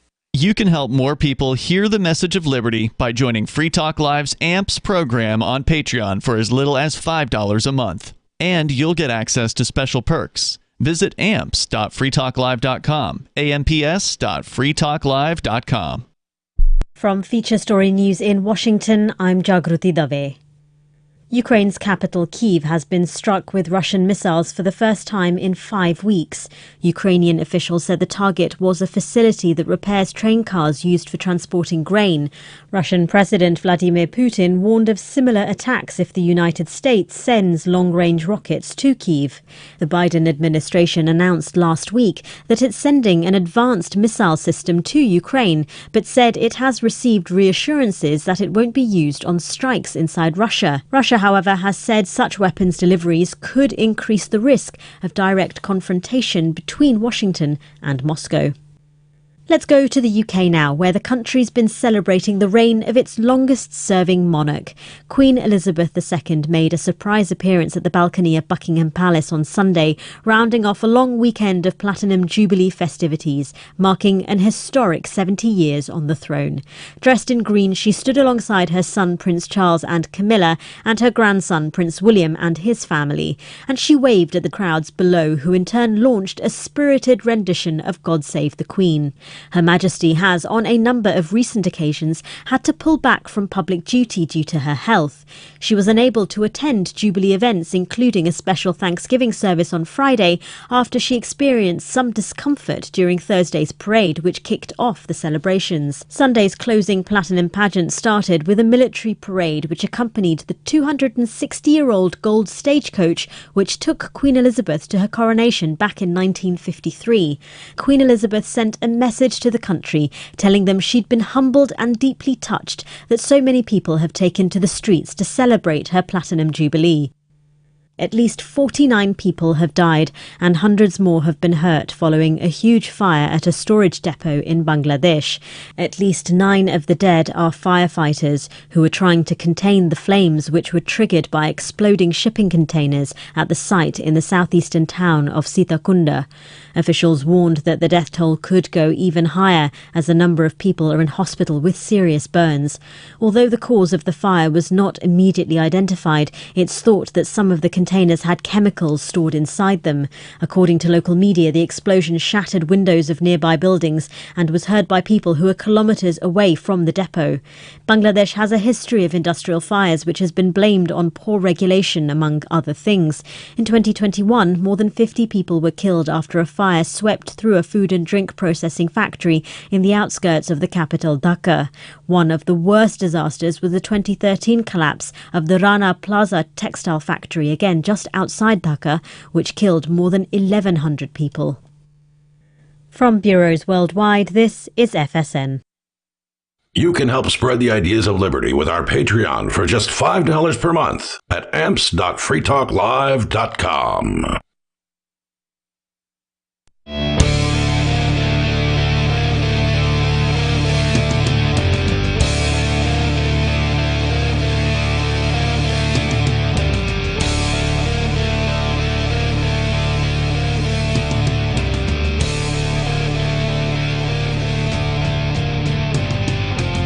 And we're back. Yeah, where's my microphone? Oh, there it is. I found it. It got away from me there for a minute. It strayed? It strayed away. I'm tired of Captain spitting on me all the time. I'm putting up a wall. It's actually it's a sponge. People call it a pop filter. You've seen these in recording studios. It's a harbinger of bacteria. It can be. I was thinking that the other day when I was sitting in that chair. I was kind of looking at it, and I'm like, no wonder why we all have great immune systems. We're just, They passing these germs along. They do get washed and rotated out from time to time. Sure. So it's not, the most unsanitary place on planet Earth, but it also helped spread the COVID when we all got that, too. Yeah, whatever. Yeah. 603-283-6160. That's the telephone number here for Free Talk Live. We'll get back to your calls in just a couple seconds. In the studio tonight, it is myself, the captain. It's Nikki. And Rich. And let's go right away. Let's go back to Hymet, who's calling. He was telling us a story. This is Hymet. Yeah, can you recap the story? Because folks might just be tuning in and they didn't hear the last segment. I want to get the whole thing. Go ahead. Well, okay. Basically, the main story is my divorce, whereby the judge, along with the attorney and the ex-wife and the guardian ad litem, all committed fraud upon the court and a lot of other felonies. When they found out that I had the evidence, actual evidence, they tried to burn my house down. That failed. When the police came and the fire people came, and they found out that a judge was involved in the potential arson, none of them would investigate what happened. Next, when that failed, about 8 days later, and I can go in a little bit more detail, but I'm just going to give you broad. Okay, go ahead. When they found out that failed in destroying the evidence, 8 days later, they tried to murder me. This is in Tulsa, Oklahoma. Okay. All my friends said, you need to get the hell out of Oklahoma. It is a very corrupt political and judicial state. If you don't, they're going to kill you because you've got documentation that proves the felonies, the crimes, etc., against the judge, the attorney, who happened to be an ex-Oklahoma senator, and the wife and the guardian ad litem. So I fled to Virginia. Okay. And then when they found out where I was, I fled Virginia and came to Columbia, South America in September of 2009, and I'm still here. So what? But I'm getting ready to go. Go ahead. What caused these people to do these things to make you flee? What's the overriding or underwriting? Okay. The attempted murder and the arson wasn't enough? Yeah, I'll tell you exactly what caused it. Well, I want to know why they wanted to kill him. Okay. Yeah, I'll tell you exactly why. Okay. When we were in the divorce, I disqualified the judge. He put me under contempt of court. And they have actually three deputies there I'm just sitting just like I'm sitting now. I know you can't see me. And they jumped on me, and I'm just sitting. I was not standing. I wasn't anything threatening. They jumped on me and started to beat the hell out of me. Hang on, stand by. Okay. Okay, so I did have to dump you there. This is your only warning because your story is interesting, but don't let the cuss words come out again, please. Beat the vanity plate out of them. Okay, yeah. Okay, all right, no problem. Okay, and then they put me in jail. I had patriots working for me and helping me, and they prepared a writ of habeas corpus, in which the first time in did not work. The second time in, which was on the 18th day, it did work. And if you looked up my name on the internet, you'll find me, okay? And the writ of habeas will find me at the Oklahoma Supreme Court. Anyway, the Oklahoma Supreme Court came in and said that my incarceration was illegal, unlawful, whatever, and that they had to let me go, even though the judge had given me 60 days for contempt of court. Now, I can describe to you in great detail, and you'll laugh at what happened when they brought me into the contempt of court. Well, But anyway. Yeah, I'd like to fast forward a little bit, because so now you're outside of the country, and you had mentioned when I screened your call that you were planning to come back. Tell us about that. That's correct. I'm coming back because now I've got knowledge in relation to how I'm going to come against these people who kidnap my children through fraud, etc.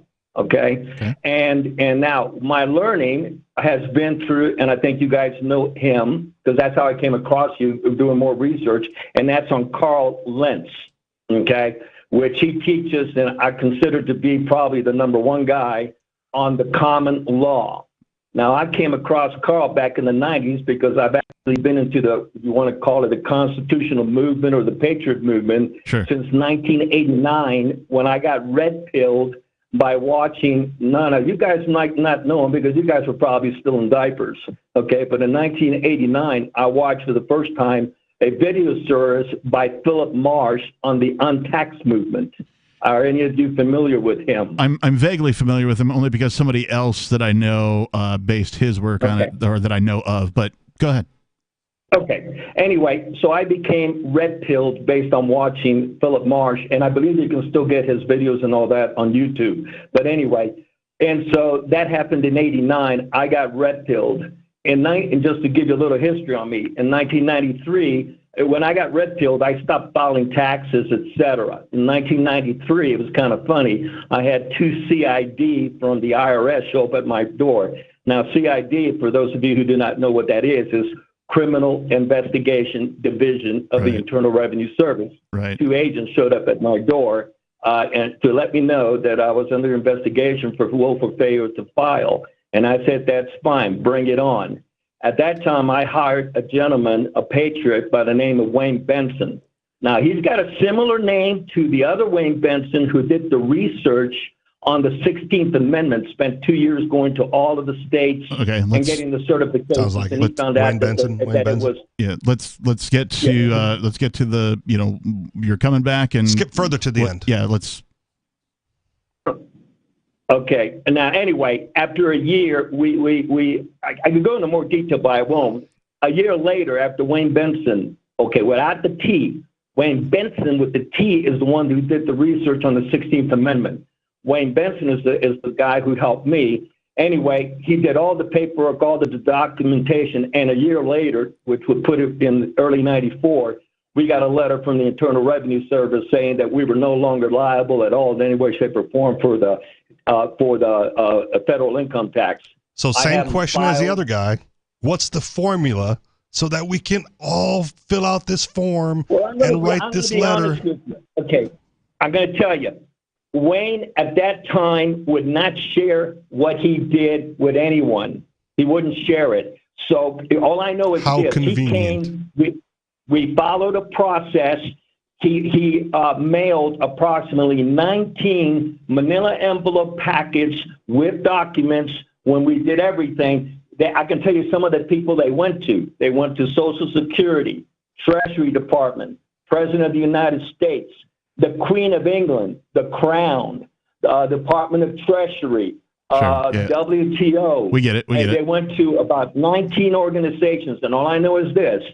A year later, we got a letter from the IRS saying we were no longer liable, it didn't have anything to do with it, blah, blah, blah. And since then, I have not filed anything, didn't file since 1989. I don't even know what a 1040 looks like, and I don't need to look. IRS has never contacted me ever again in any way, shape, or form, either by a phone call or trying to find me or a letter or nothing. Yeah. Hey, Hymet, we appreciate the call. If you can, I don't know, figure out So once again, magical story of how it's done, but no way to duplicate the efforts. I'm looking for, the how to do this for dummies, right? So, if you can come up with that information or get with the folks who helped you and put it together, I'm sure people will pay money for this. I don't even need the dummies version.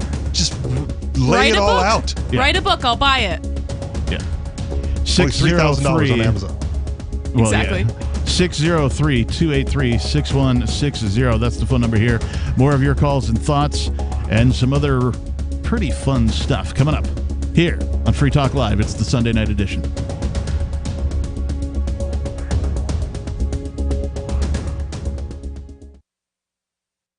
The Free State Project has reached its goal of 20,000 liberty lovers who've pledged to move to New Hampshire and get active to achieve liberty in our lifetime.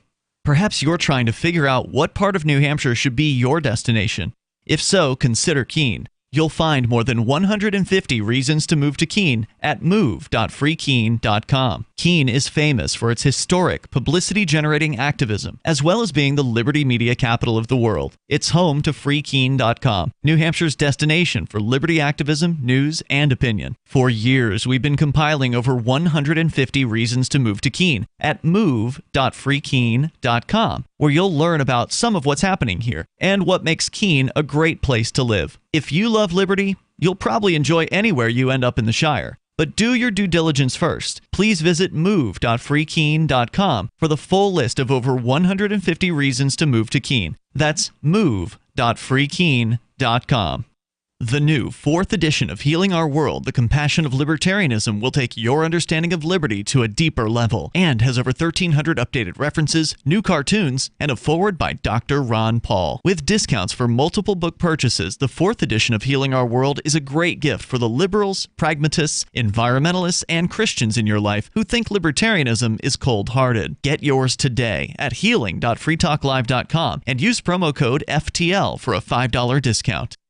What if you want to hear the latest episode of Free Talk Live, but all you have is your phone, you forgot to download our archive, and you have no data connection? You can call our Listen line at 641-793-0191. That's a long-distance number, so you may incur charges. If not, listen as long as you want. 641-793-0191. The Free Talk Live Listen line, 641-793-0191. This is Michael Dean from the Freedom Fiends. I've run websites since 1996 and have used over a dozen web hosts in that time. AgristHosting.com is the only one that hasn't broken my heart. Agrist Hosting's uptime and service is stellar, and their DDoS mitigation is the best I've seen. That's important because if you tell the truth in this world, you'll ruffle feathers. And some people will try dirty tricks to silence your voice. No matter what the haters hit us with, Agrist Hosting keeps our websites online. If you have a mission-critical commercial presence or a world-changing activism site, you cannot tolerate any skullduggery. So go with agristhosting.com. Have a WordPress or blog site, but you're not satisfied with performance or uptime? Or just want raw hosting? Want to pay with Bitcoin? Agrist Hosting specializes in high-performance hosting with personalized service. Go to agristhosting.com and click on the button that says Get Hosted. That's agristhosting.com. Tired of cancel culture? Sick of mega tech corporations holding an axe over your head? Join the LRN.FM Matrix chat server. It's self-hosted, so no one else can tell us what to do or say. Don't like the existing channels? You can make your own. You can even connect into some of our channels from other Matrix servers. It's federated. For the full LRN.FM Matrix experience, though, you should join our server via the step-by-step instructions at chat.lrn.fm. Chat.lrn.fm. Are you tired of your taxes funding endless occupations around the world? Antiwar.com is run by people who understand that wars abroad become wars at home, wars on our freedoms. Antiwar.com is dedicated to bringing you the latest in news, views, interviews, and reviews from the top movers and shakers in the anti-occupation movement. Antiwar.com has it all, from thorough foreign policy analysis to interviews with whistleblowers who used to run the military-industrial complex. Anti-war, pro-free market. That's antiwar.com. Yep, we still do email. Drop your email address in the entry box at freetalklive.com, and you'll be kept in the loop with Free Talk Live.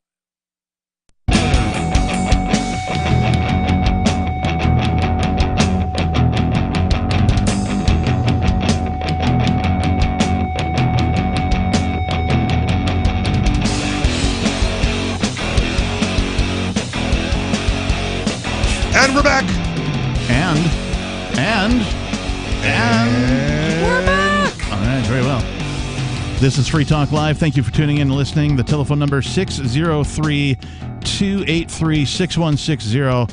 Some real interesting calls, and just during the break here, we were discussing amongst ourselves, what is the overriding question that we have? Because we've had two very interesting callers who compelling stories who seem to have done the impossible. They figured it out, which is somehow use the state against itself through some sort of legalese or some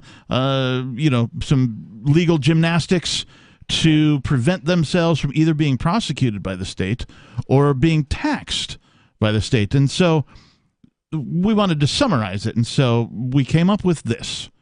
And if you're listening out there and you have the answer to this, you can give us a call. 603-283-6160. The question: what is the formula to remove yourself from the state? Both of these callers we had tonight claimed that they had accomplished this in one way or another, but were unable to give us the how-to, here, step one. I sent a manila envelope to the Queen of England. Step 2, this. Step 3, ? Step 4, profit.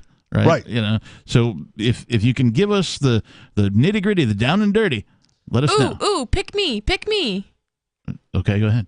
Just stop. That was my answer. Oh, just stop. Stop what? Everything. Just stop participating in the, if you don't want to do something, just stop. Just don't do it. So that is generally effective to a degree. But yeah, it doesn't solve the problem of possibly getting murdered by the government and thrown in a cage. What if they came after you? Right? Like you stopped doing whatever, and then they went, this Nikki chick has stopped. Yeah, here comes Let's go find out what's going on. Here comes Agent so-and-so and his pal, Agent other guy. And now they're at your door. And you're like, what do you want, agents? And they're going to say, we've noticed you've stopped. You're not allowed to stop. Please continue. Or please resume. Question mark. Okay. But that's the thing, right? Yeah. These guys have figured it out where those agents don't arrive because they know, right, that if they show up, they've done the thing. They've done the thing. Yes. Whatever the thing, and that's what we want to know is what is this thing? The name comes up and they goes, oh, that guy, he stopped in 1993. Oh, look at, you know what? He's done the thing. So we just leave him alone and we go on to the next one. Right. We want to know what is the thing and how do we do it? And part of my claim, right, is that being a nuisance can be the thing. Yes. Right? Because, I equated this to, putting a sign on your door or outside on your lawn. It's like security system. I'm protected by whomever. Right. Right. And the burglar goes oh, even if it's fake, the guy next door doesn't have one.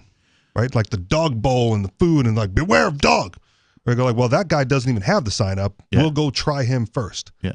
And I would posit that in the state, while they're looking through these things to, hurt people and take their money, they're going to avoid the hassle. Yeah. Right? As much as they can. Go after the easy ones. Yeah, go makes after sense. the easy ones. Okay. So part of me is on board, but part of me isn't. And I say that because of the events of the Crypto 6. Now, I firmly believe that the reason that this radio studio that we sit in right now was raided a year ago, April, isn't because the founder of this program was transacting in Bitcoin. I'm firmly convinced that that's the legal reason that they're presenting. I'm firmly convinced that this show has been annoying enough to the state that they are oh, well, what can we do about this? Well, we can't, if we shut them down, that'll be free speech stuff and it'll look bad and we can't, and so let's find something else to conjure up. And I firmly believe, I don't have any evidence for this, but I firmly believe that is the onus behind the now second raid on this particular studio. I would suggest that is because this radio program has moved people in the direction of freedom. Yes. Absolutely. Right, to a degree that's not just the individual. Right. Like if the Crypto 6 had done their transacting and not done a radio show, that might have been the end of it. Yeah. Right? Not worth it. They're doing the Bitcoin thing. We have bigger fish to fry. Yeah. Right? But even the Bitcoin thing, it's not like they're catching everyone transacting in Bitcoin. Right. They can't. Number one, they can't. Right. But when they went after people, they went after the high dollar people. Oh, absolutely, yeah. Right? And so the Crypto 6, I don't know what the numbers were or are, but the Crypto 6 may have transacted amount that triggered them to say, we need to see what's going on. What they really wanted to do was the state wanted to rob these people. They wanted to steal from them. They're not looking to go after people that don't have any assets or anything to take. They want to take things, and they also want to make an example of people. Right. So and that's why the biggest that's thing. why I think that the folks, the Crypto 6, were targeted because they want to make an example. They want to scare other people who are A, into cryptocurrency, and then B, loud about it. Right. Mm-hmm. Right? So hey, don't be everybody, loud I about found a way to work around all of this crap. And we're seeing that internationally now where, there's sanctions on, and Free Talk Russia Live was and all that kind of effective stuff. in getting that message out. Yes, very much. And it still From is early on. to that extent. So I'm on board, but I also kind of feel like considering the big fish that exist in cryptocurrency and the freedom movement, was Free Talk Live that big a fish? In the crypto freedom movement, yes. The biggest radio show talking about liberty and freedom on a nightly basis. Well, we're the only show. Okay, there you go. Exactly. And also was so early on in Bitcoin, right, that we're probably the first radio show to ever mention it on that is a national fact. I believe it is a fact that Free Talk Live was the first radio program to broadcast. May have been somewhat responsible for the spread of Bitcoin and cryptocurrency early on, just because of how prolific the hosts at that time talked about it. I feel like there are so many bigger. I guess they came after. Yeah, okay. So here's another that kind of thing. Another anecdotal story from my exploits in court. Right, like I go to court, I don't even remember what the offense was at this point, and the prosecutor comes over to me to like cut the deal beforehand, and he starts the conversation by going, "We know you're an anarchist. We know you don't pay your fines. But I'm here to offer you a deal." So little old me, right, with no support, no backing, just being an a-hole to everyone along that chain for wasting my time for, years prior to that, had become a known entity in that system. Right. To the point where, like, we don't really want to deal with you. Like, we already know how this ends.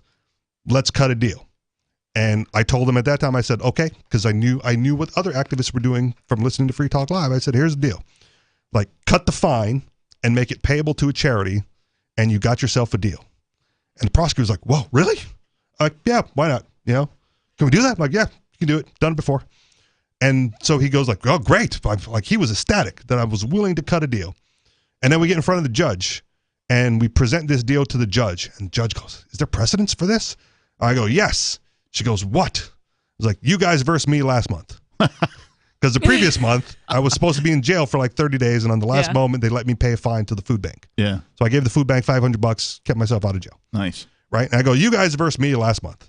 And judge goes, well, that doesn't count. Doesn't count? We're going to proceed to trial. And the prosecutor looks over at me, like, gives me the shrug, and is like, I'm so sorry. What do you want to do now? Right. I'm like, take it to trial. And they had to recall the cops because they sent their star witness on his way, right? Because they thought that we were going to cut a deal, and the judge put the kibosh on it. So they go to trial, they find me guilty, and then I walked out of court, and that was the end of it. Like, I didn't pay the fine, didn't do anything. Like, they just wasted everyone's time and got nothing out of me. I do like the and he knew that going in.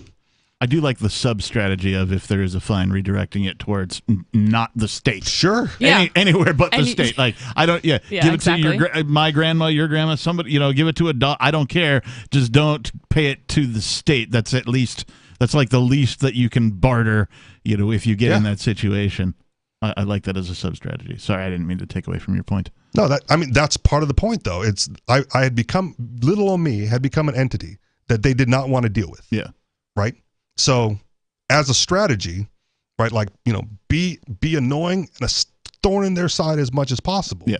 At least on the individual level, they'll go, oh, not this guy again. Right? I don't have firsthand information on this, but, I've heard stories about co-host Ian, right, and coming back from Forkfest through the roadblock down the road. Right. Right? And they go like, oh, he's with Ian Freeman, let him go. Right. Because they don't want the hassle, man. And they know that if they mess with our group here, it's always going to be a hassle because that's what we do. And it makes them look as bad as they are. And foolish every time. 603-283-6160. This is Free Talk Live. Hour number 3 is coming up next.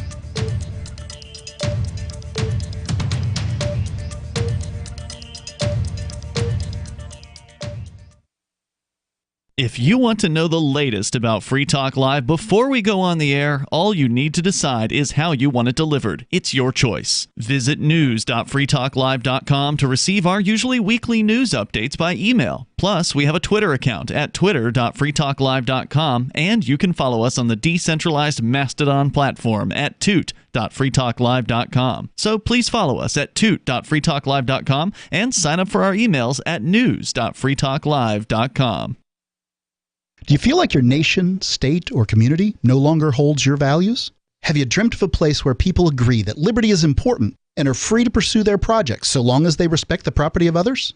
There are many people just like you that are discovering freeprivatecities.com.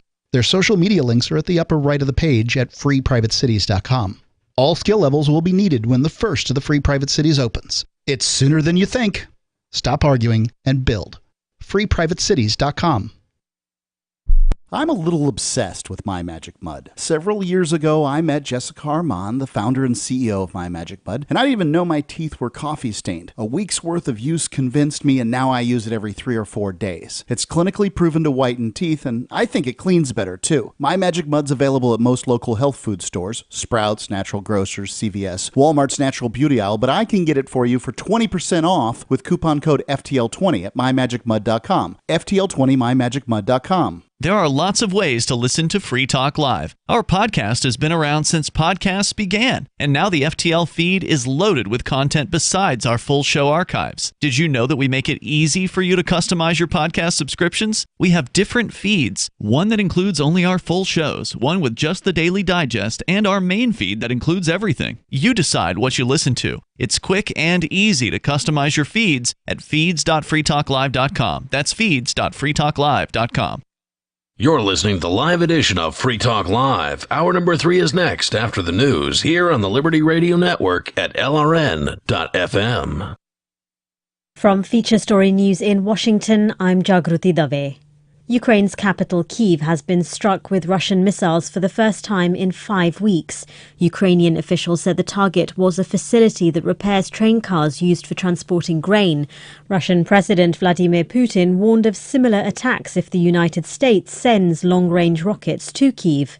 The Biden administration announced last week that it's sending an advanced missile system to Ukraine, but said it has received reassurances that it won't be used on strikes inside Russia. Russia, however, has said such weapons deliveries could increase the risk of direct confrontation between Washington and Moscow. Let's go to the UK now, where the country's been celebrating the reign of its longest-serving monarch. Queen Elizabeth II made a surprise appearance at the balcony of Buckingham Palace on Sunday, rounding off a long weekend of Platinum Jubilee festivities, marking an historic 70 years on the throne. Dressed in green, she stood alongside her son Prince Charles and Camilla and her grandson Prince William and his family, and she waved at the crowds below, who in turn launched a spirited rendition of God Save the Queen. Her Majesty has, on a number of recent occasions, had to pull back from public duty due to her health. She was unable to attend Jubilee events, including a special Thanksgiving service on Friday, after she experienced some discomfort during Thursday's parade, which kicked off the celebrations. Sunday's closing Platinum pageant started with a military parade which accompanied the 260-year-old gold stagecoach which took Queen Elizabeth to her coronation back in 1953. Queen Elizabeth sent a message to the country, telling them she'd been humbled and deeply touched that so many people have taken to the streets to celebrate her Platinum Jubilee. At least 49 people have died and hundreds more have been hurt following a huge fire at a storage depot in Bangladesh. At least 9 of the dead are firefighters who were trying to contain the flames which were triggered by exploding shipping containers at the site in the southeastern town of Sitakunda. Officials warned that the death toll could go even higher as a number of people are in hospital with serious burns. Although the cause of the fire was not immediately identified, it's thought that some of the containers had chemicals stored inside them. According to local media, the explosion shattered windows of nearby buildings and was heard by people who are kilometres away from the depot. Bangladesh has a history of industrial fires which has been blamed on poor regulation, among other things. In 2021, more than 50 people were killed after a fire swept through a food and drink processing factory in the outskirts of the capital, Dhaka. One of the worst disasters was the 2013 collapse of the Rana Plaza textile factory, again just outside Dhaka, which killed more than 1,100 people. From bureaus worldwide, this is FSN. With FSN Spotlight, I'm Simon Marks. We are now more than 100 days into Russia's invasion of Ukraine, and over the weekend, Russian missiles rained down anew on the capital, Kyiv. It's been several weeks since the Kremlin turned its military attention on the Russian capital, and for the most part, the last few days have been dominated by intensified attacks on eastern Ukraine, the Donbass region that President Putin hopes to annex. But what is the Russian leader's endgame? Andrei Kortunov is a veteran veteran observer of Vladimir Putin and heads the Russian International Affairs Council, a Kremlin-backed think tank. My take is that the difficulty of the situation, well, there are many difficulties, of course, of the situation, but the most important thing is that President Putin cannot accept defeat. He cannot lose this war. So there should be some kind of a settlement that would allow him to say that I accomplished the mission, I did what I was supposed to do. Now I can end this whole operation and we will have some kind of political settlement. It will not be easy because, of course, Zelensky cannot afford defeat either. Also over the weekend, President Macron of France said the West should avoid humiliating Russia as it continues to respond to the invasion, a move that deeply angered President Zelensky. President Biden says he wants to put Ukraine in the strongest possible position ahead of any negotiations to end the conflict. With FSN Spotlight, I'm Simon Marks. The main headlines again. Ukraine's capital Kyiv has been struck with Russian missiles for the first time in weeks. Britain's Queen Elizabeth has made a surprise appearance at the balcony of Buckingham Palace, rounding off a long weekend of Platinum Jubilee festivities, marking an historic 70 years on the throne.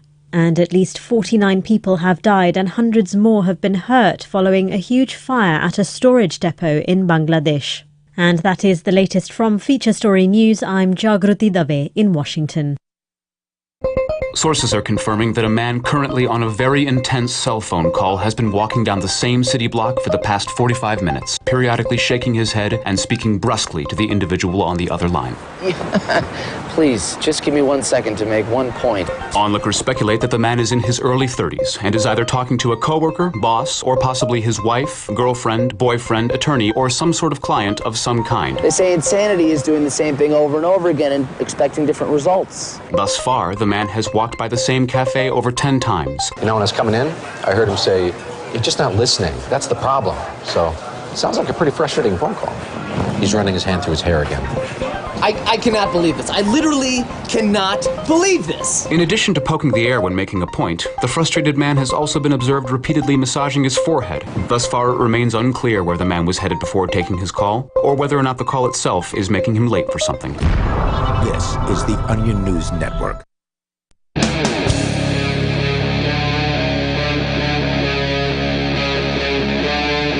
Free Talk Live.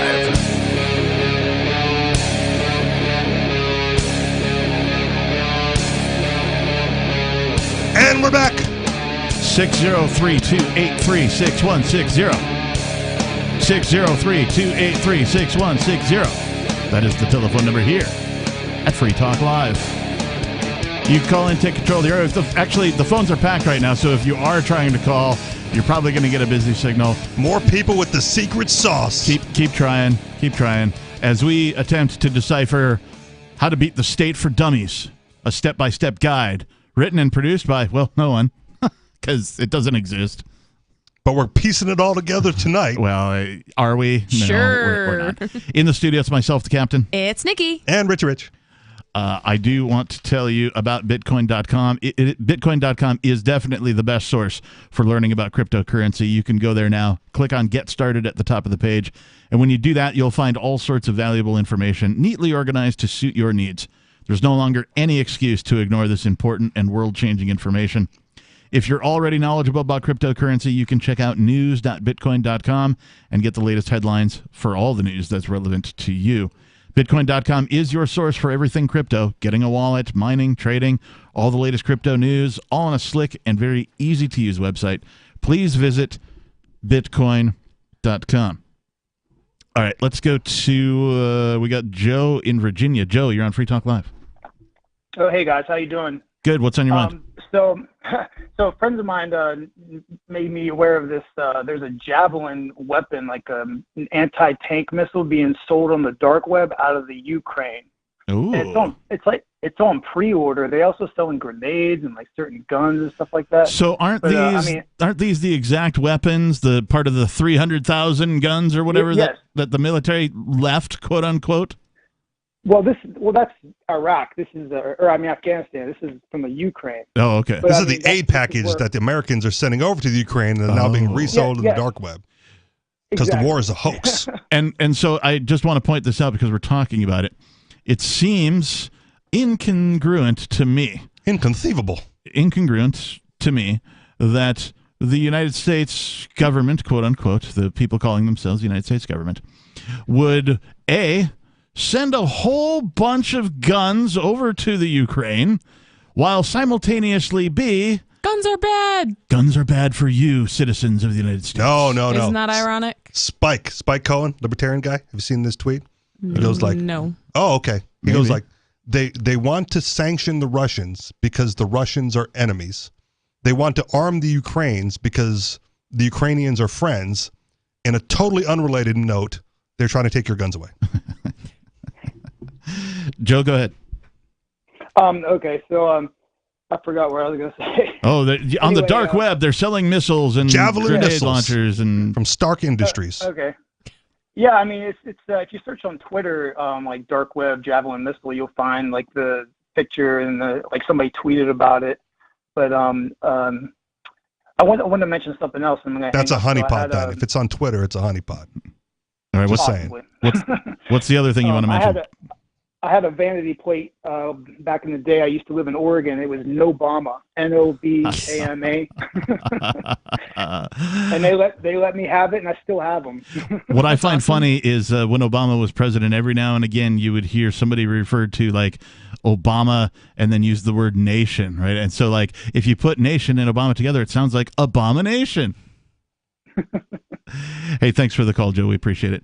Let's move right along to, let's go to, what do we got? Hang on. Technicalities, stand by. Beep, boop, boop, boop, boop. Hey, thank you.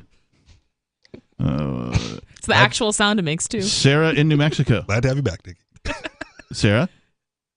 Are you with us? Sarah? No, put Sarah back on hold. All right. Let's go to David in New Mexico. David.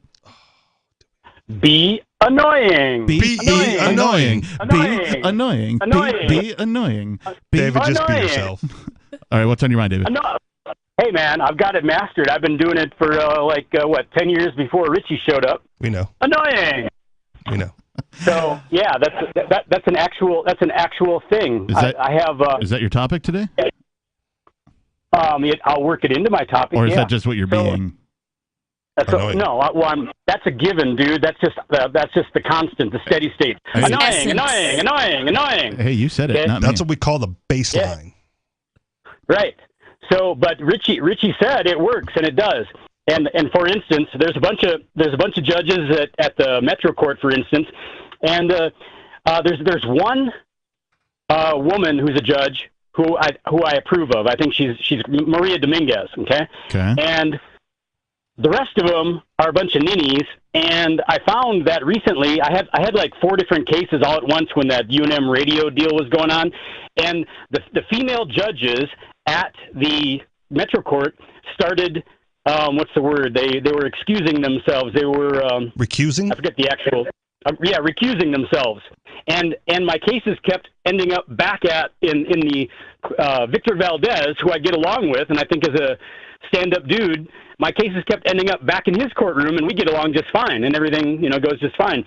So I think that's a case of being annoying, and people will kind of get out of your way. And another piece of history is that back in Vietnam, and I'm sure this goes farther back than this, but in Vietnam, the prisoners of war discovered that, and this isn't exactly annoying, but in a way that it is, they found that if they made the guards beat them before they gave them any information, they got fewer beatings. In other words, make them, stand up to them, make them beat you, and then they want to do it less. And that's a type of being annoying, and that goes back to, like I said, POWs in Vietnam actually use that, and I'm sure if you search it, you can find the actual citations on that. I don't remember. It's like a rope belt. Let them punch themselves out. Hey, David, thanks for the call. I really expected you to be slightly more annoying, but it was a fair to middling attempt. We'll give you that. Sort of on point with the rest of the conversation. Thanks for the call. Let's move right along let's go to Bad Slave in New Hampshire. Bad Slave. Thank you, guys. What's on your mind? And Nikki.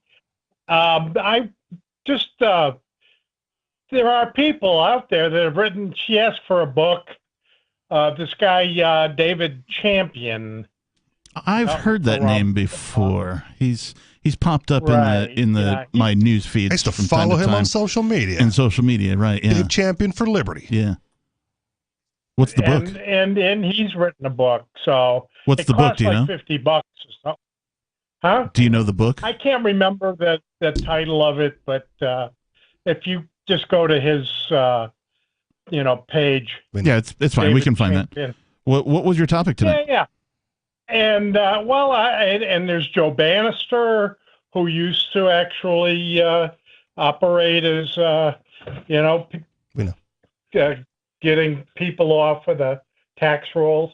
I mean, ultimately, you just have to get yourself into that realm of non-taxpayer, and do you have personal experience with this non-paying taxes and being able to exist? I've done it since the 90s successfully. So you haven't paid taxes since the 90s, is that right? Correct. And I'm retired now, so I'm actually collecting Social Security, as I expect to take as someone who paid into it for many, many years. I'm going to put you on blast real quick, Bad Slave, because I'm privy to some information that I think you might be hiding from the rest of us. Huh? Yeah. Okay. Do I need to bring this up, or you want to? Just bring that. I'm not afraid of whatever. Says bring it. Want to settle this out back? No, I don't. This is not necessarily public information, but I'm just privy to it. Some issues with the tax man of your own locally here in New Hampshire. Oh, that's the local tax man. Okay. Different. I see. Different taxpayer. Different tax. Thanks for the call, Bad Slave. We appreciate it. 603-283-6160. More Free Talk Live is coming up. More of your calls and more fun with us.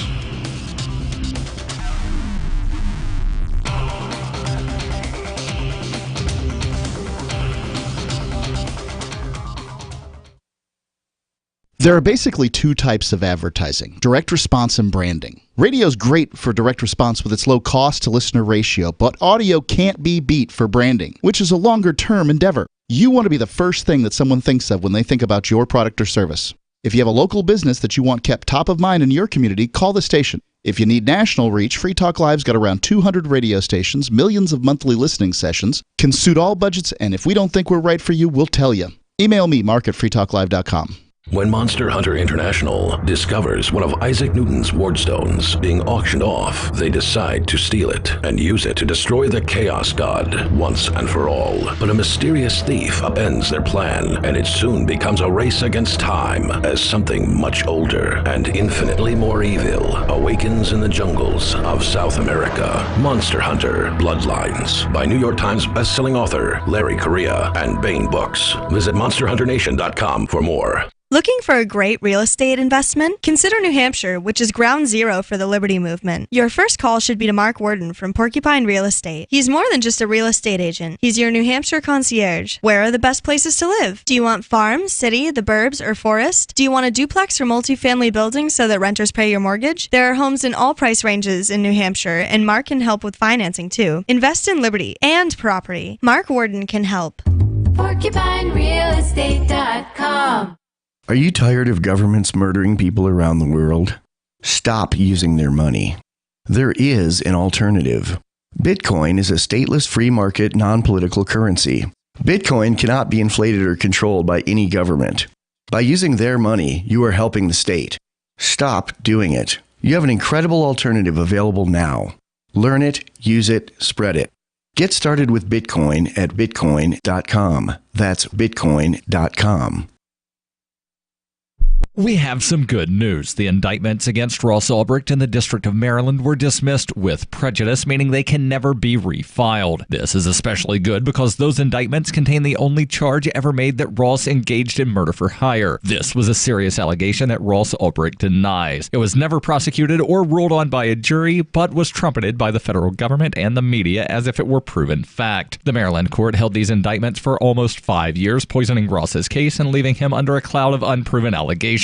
As explained in Ross's appeal to the Supreme Court, the fact that the judge used these allegations to give Ross a draconian sentence of double life without parole violated his Sixth Amendment right to a jury trial. Judges are required to issue sentences based on convictions decided by a jury, not unproven allegations never even charged at trial. Although this is a positive development, the dropped indictment will not set Ross free. Now, a presidential pardon is Ross's only hope of freedom. Sign the petition at freeross.org. freeross.org.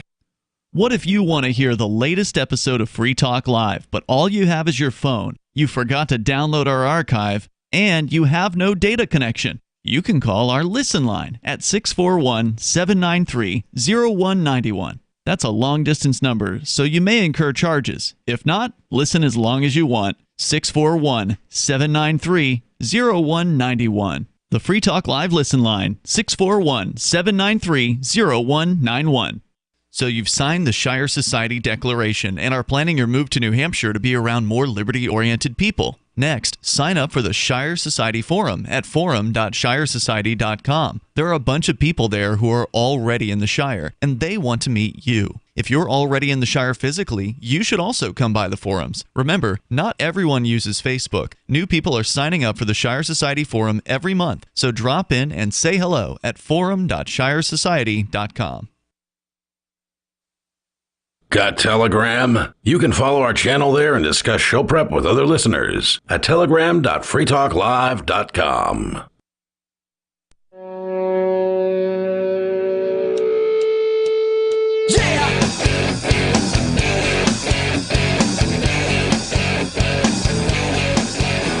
Just wait for it. Sorry, I jumped the gun. Yeah, turn on the microphone so I can scream.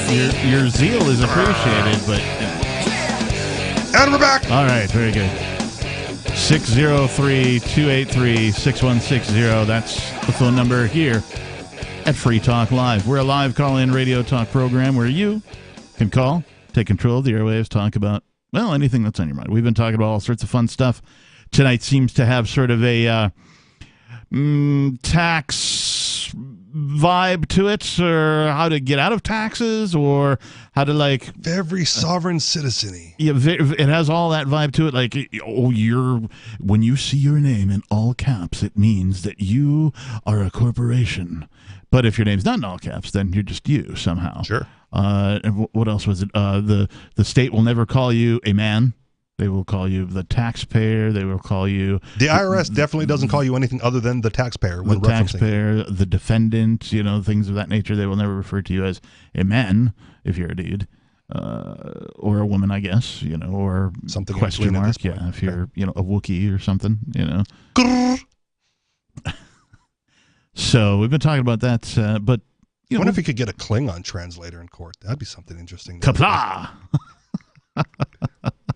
I'm going to need a translator. That would be fun. That would Klingonese. What language? That would be fun. That would be fun to do. Like, my client only speaks native Klingon, so we're going to have a translator. Like, you just whisper into his ear, and they go, blah, blah, blah, blah, blah, blah, or whatever. And then, okay, can we put an activist bounty on that? Like $100 towards anyone who gets a Klingon interpreter for the court hearings? I think I could swing 100. You've heard it here first. I'll split that with you. I'll put 50 towards it. All right. It.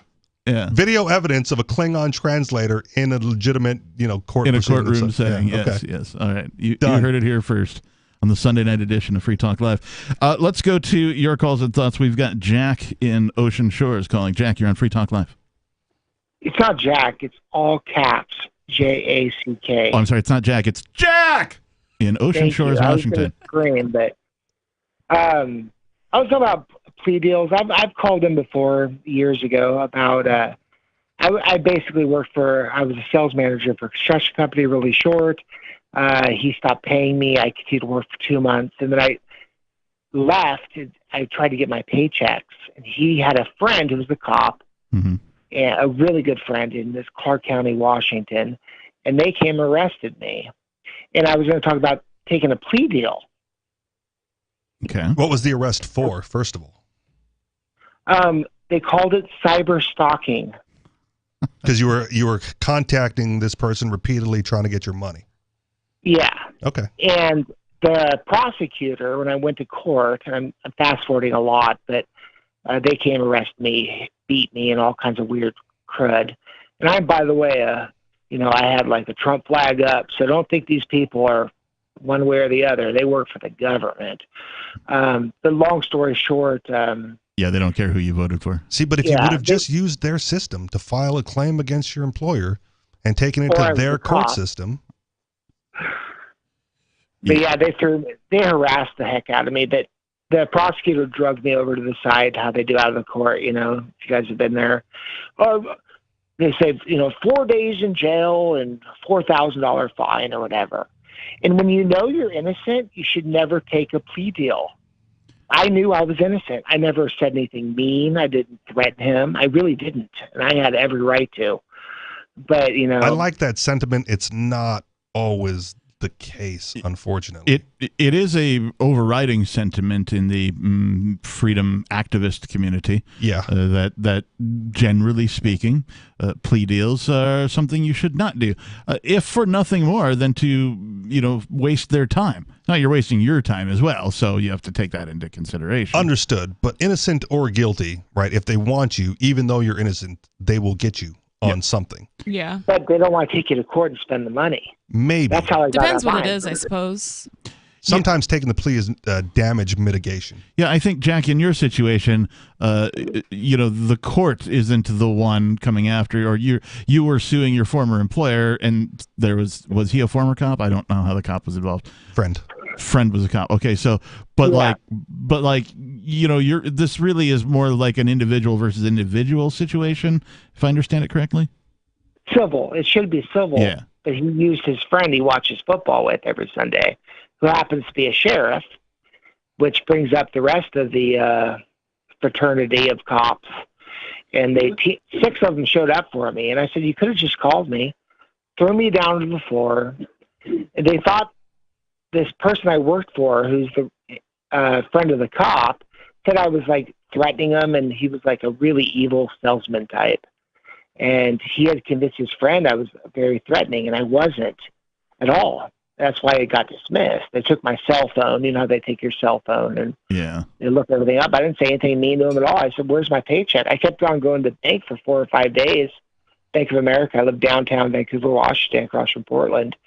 I go to Bank of America, and they're like, this check ain't no good. He was just writing me bad checks. To all the Hispanics that were our sub-crews. I mean, just a terrible human.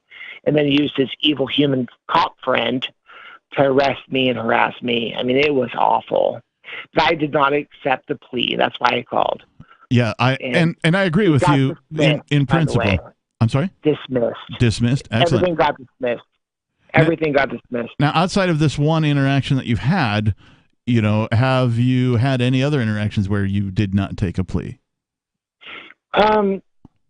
No. Okay. But I'm thinking they're so far, it's either 40 years in prison or 6 years and, 3 months of probation. Yeah. So they're obviously trying to really bait you. Yeah. With I mean, that kind of stuff. The simple fact of the matter is that if everybody who had a summons to court for whatever decided to take it all the way to court, that the court system isn't designed. It isn't big enough. There's not enough employees, enough space to take all of these trials to court. And so the idea being that the system would sort of collapse at that point because it can't facilitate its own prosecutions. So here's an interesting thing, at least in Hawaii.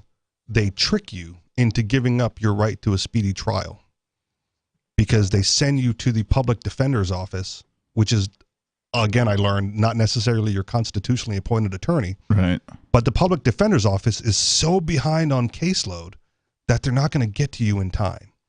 So they go, well, if you want to talk to the public defender and get your attorney, you have to waive your right to a speedy trial. Oh. Right. Otherwise, you have to come back to court without an attorney and deal with it yourself.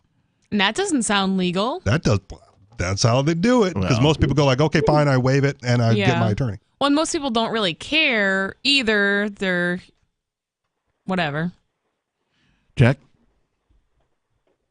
I just think don't take the plea deal. I think it's a better gamble, but they have it so messed up. It's either 30 years or 10 years versus probation. Yeah. They're really 30 years is a long time, man. Yeah, I don't blame you, Jack. Yeah. Hey, thanks for the call tonight. We appreciate it. Well, it's those fear tactics, too. You know, you tell somebody that they're risking spending life in prison.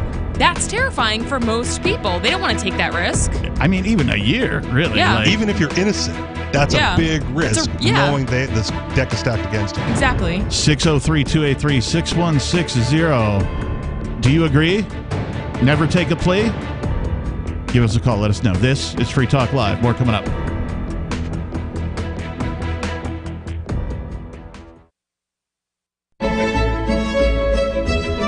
Carl Watner, longtime proponent of a voluntary society, died last December. You may have seen his articles published on his website, voluntarist.com, in his newsletter, The Voluntarist, the Mises Institute, or elsewhere over the last 40 years. His newest book, I Must Speak Out, Volume 2, The Best of the Voluntarist, is now available via Liberty Under Attack Publications. This 430-page second volume spans the years of 2000 through 2020 and includes articles by Carl Watner, Hans Hermann Hoppe, Carl Hess, Benjamin Tucker, George H. Smith, Lysander Spooner, Pete Eyre, Joyce Brand, and many others. I Must Speak Out is for the newly initiated, the veteran voluntarist, or anywhere in between. Buy the book now at libertyunderattack.com/voluntarist. For more great content on building a voluntary society and for Carl's extensive archives, check out voluntarist.com.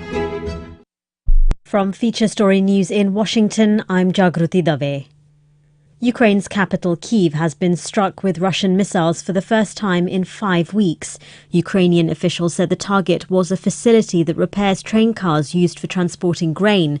Russian President Vladimir Putin warned of similar attacks if the United States sends long-range rockets to Kyiv. The Biden administration announced last week that it's sending an advanced missile system to Ukraine, but said it has received reassurances that it won't be used on strikes inside Russia. Russia, however, has said such weapons deliveries could increase the risk of direct confrontation between Washington and Moscow. Let's go to the UK now, where the country's been celebrating the reign of its longest-serving monarch. Queen Elizabeth II made a surprise appearance at the balcony of Buckingham Palace on Sunday, rounding off a long weekend of Platinum Jubilee festivities, marking an historic 70 years on the throne. Dressed in green, she stood alongside her son Prince Charles and Camilla, and her grandson Prince William and his family, and she waved at the crowds below, who in turn launched a spirited rendition of God Save the Queen. Her Majesty has, on a number of recent occasions, had to pull back from public duty due to her health. She was unable to attend Jubilee events, including a special Thanksgiving service on Friday, after she experienced some discomfort during Thursday's parade, which kicked off the celebrations. Sunday's closing Platinum pageant started with a military parade which accompanied the 260-year-old gold stagecoach which took Queen Elizabeth to her coronation back in 1953. Queen Elizabeth sent a message to the country, telling them she'd been humbled and deeply touched that so many people have taken to the streets to celebrate her Platinum Jubilee. At least 49 people have died and hundreds more have been hurt following a huge fire at a storage depot in Bangladesh. At least 9 of the dead are firefighters who were trying to contain the flames which were triggered by exploding shipping containers at the site in the southeastern town of Sitakunda. Officials warned that the death toll could go even higher as a number of people are in hospital with serious burns. Although the cause of the fire was not immediately identified, it's thought that some of the containers had chemicals stored inside them. According to local media, the explosion shattered windows of nearby buildings and was heard by people who are kilometres away from the depot. Bangladesh has a history of industrial fires which has been blamed on poor regulation, among other things. In 2021, more than 50 people were killed after a fire swept through a food and drink processing factory in the outskirts of the capital, Dhaka. One of the worst disasters was the 2013 collapse of the Rana Plaza textile factory, again just outside Dhaka, which killed more than 1,100 people. From bureaus worldwide, this is FSN. Our Matrix server is about as free as internet chat can be. Join the existing rooms or create your own at chat.freetalklive.com.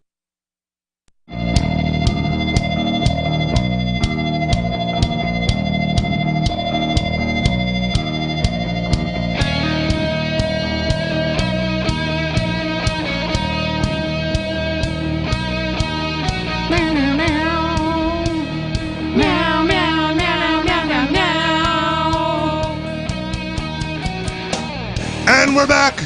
All right. We're getting pretty good at this, guys.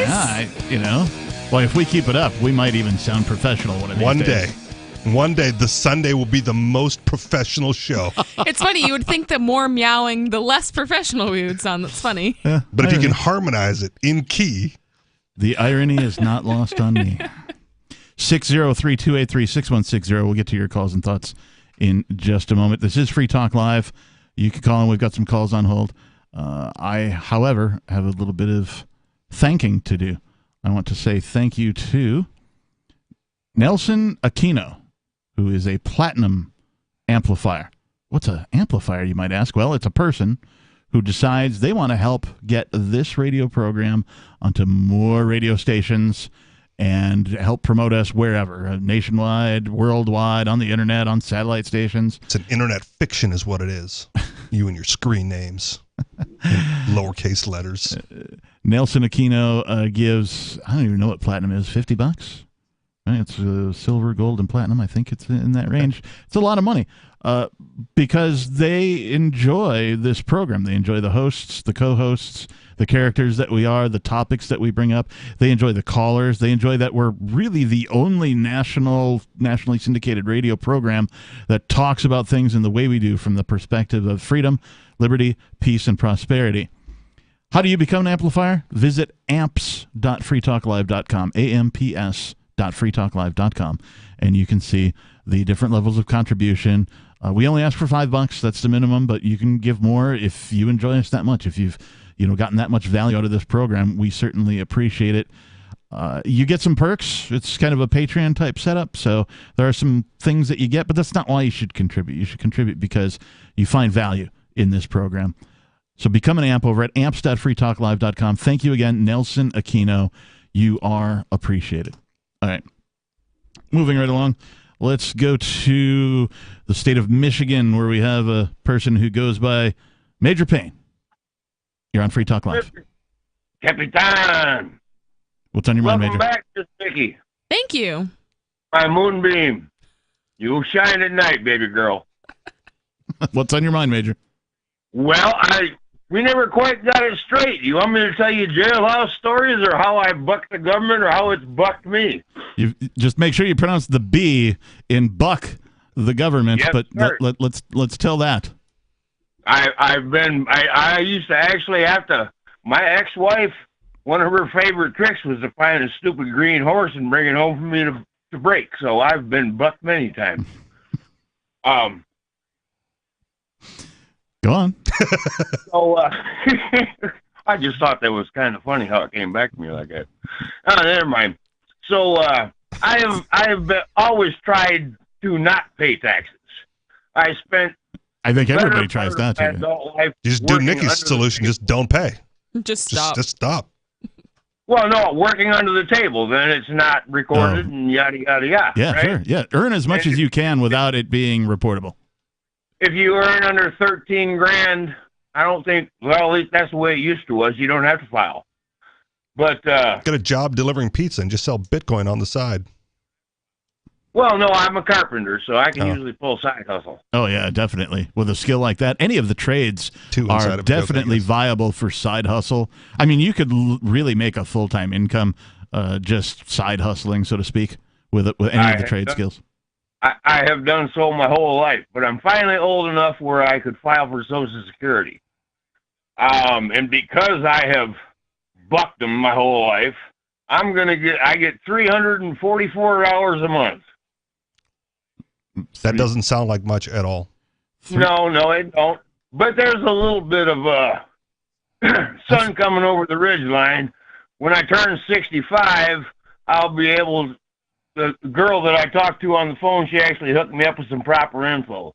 When I turn 65, I can file for SSI, and that'll take me up to 784 or something. Okay, I was going to say that three. I think I've had bigger bar tabs than the $300 and whatever dollars you mentioned. I mean, I don't know what the cost of living is in Michigan, but it seems like it's rising everywhere. It is, and I don't think you could get very far on that in most places at this point. Well, I've been off the grid for 20 years. And everything I got is paid for. Okay. So except for the property taxes, I can ride pretty low in the saddle, so to speak. All right. I mean, if it works for you, fantastic.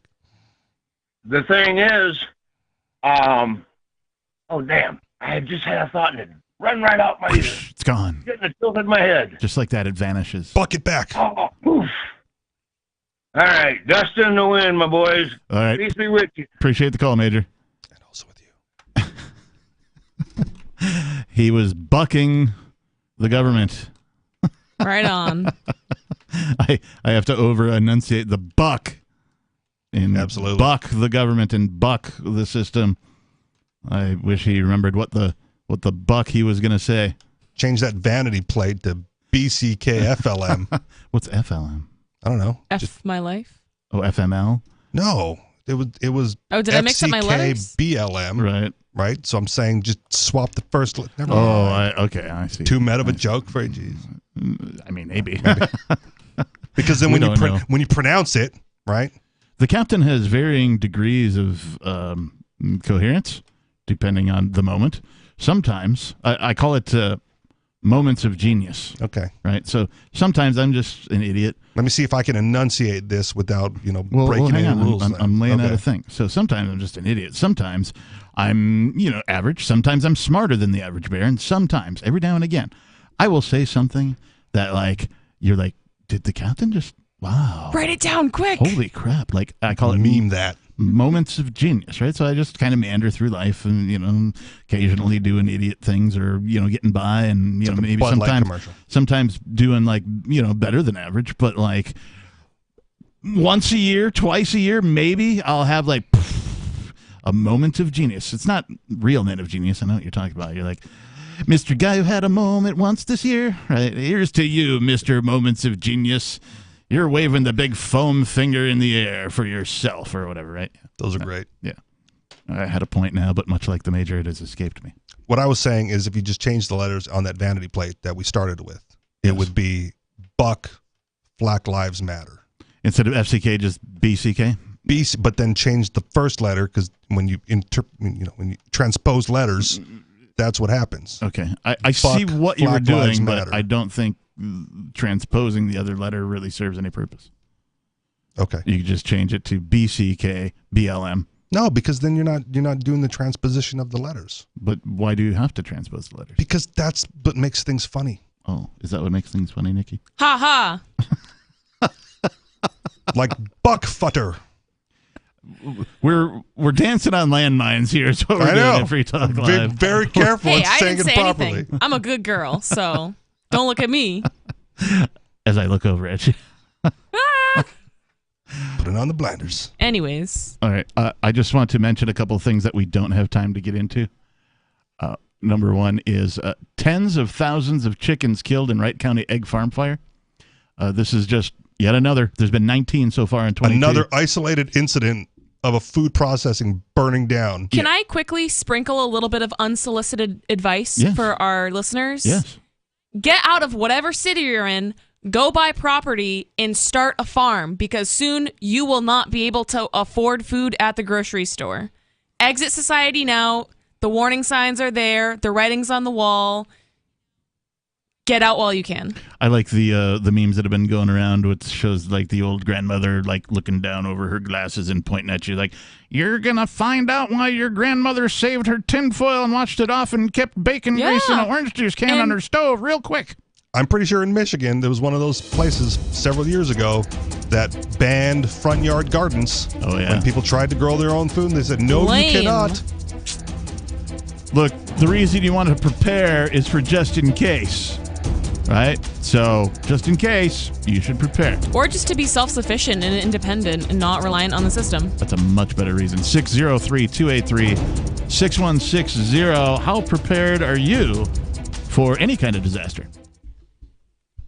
Join liberty-minded voluntarists, anarchists, and libertarians from June 27th through July 3rd for the 6th annual Forkfest at Rogers Campground in the beautiful White Mountains of New Hampshire. Forkfest is a fork of the Porcupine Freedom Festival, which sold out for the first time in 2021. Forkfest takes place the week after Porkfest, but Forkfest is decentralized, which means that there's no ticket cost and no one is in charge. All you have to do to join the fun is reserve your camping site, RV site, or motel room with Rogers Campground for June 27th through July 3rd. There's no better place to celebrate Independence Day than around other freedom-loving activists in the Shire. You can find out more at the unofficial website, forkfest.party. You can also connect with other attendees on the Forkfest Telegram and Matrix chat rooms, as well as the Forkfest forum. You can find links to those at forkfest.party. We hope to see you there. Forkfest.party. The new 4th edition of Healing Our World, The Compassion of Libertarianism will take your understanding of liberty to a deeper level and has over 1,300 updated references, new cartoons, and a foreword by Dr. Ron Paul. With discounts for multiple book purchases, the 4th edition of Healing Our World is a great gift for the liberals, pragmatists, environmentalists, and Christians in your life who think libertarianism is cold-hearted. Get yours today at healing.freetalklive.com and use promo code FTL for a $5 discount. Tired of cancel culture? Sick of mega tech corporations holding an axe over your head? Join the LRN.FM Matrix chat server. It's self-hosted, so no one else can tell us what to do or say. Don't like the existing channels? You can make your own. You can even connect into some of our channels from other Matrix servers. It's federated. For the full LRN.FM Matrix experience, though, you should join our server via the step-by-step instructions at chat.lrn.fm. Chat.lrn.fm. My name is Angel Rach. I'm a mother of 2 teenage children, and I fought all the way to the Supreme Court for the right to use the medicine that saved my life. I've been permanently disabled for 10 years, with an inoperable brain tumor, wasting syndrome, and several other serious conditions. For 4 years, I was in a wheelchair, in so much pain, I couldn't even hug my kids. The hardest part was looking in their eyes and seeing how much they were suffering because of my medical condition.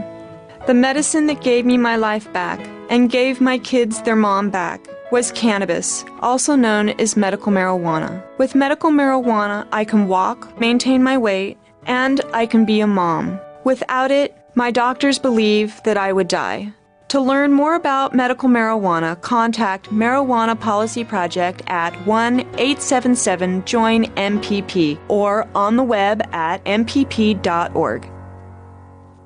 If you want to know the latest about Free Talk Live before we go on the air, all you need to decide is how you want it delivered. It's your choice. Visit news.freetalklive.com to receive our usually weekly news updates by email. Plus, we have a Twitter account at twitter.freetalklive.com, and you can follow us on the decentralized Mastodon platform at toot.freetalklive.com. So please follow us at toot.freetalklive.com and sign up for our emails at news.freetalklive.com.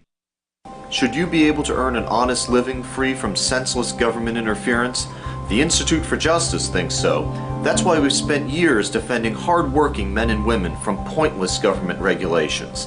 Nationwide, IJ has created opportunity by reducing government power, but there is still more work to be done. Visit our website today at ij.org. Let IJ take care of the government so you can take care of your business.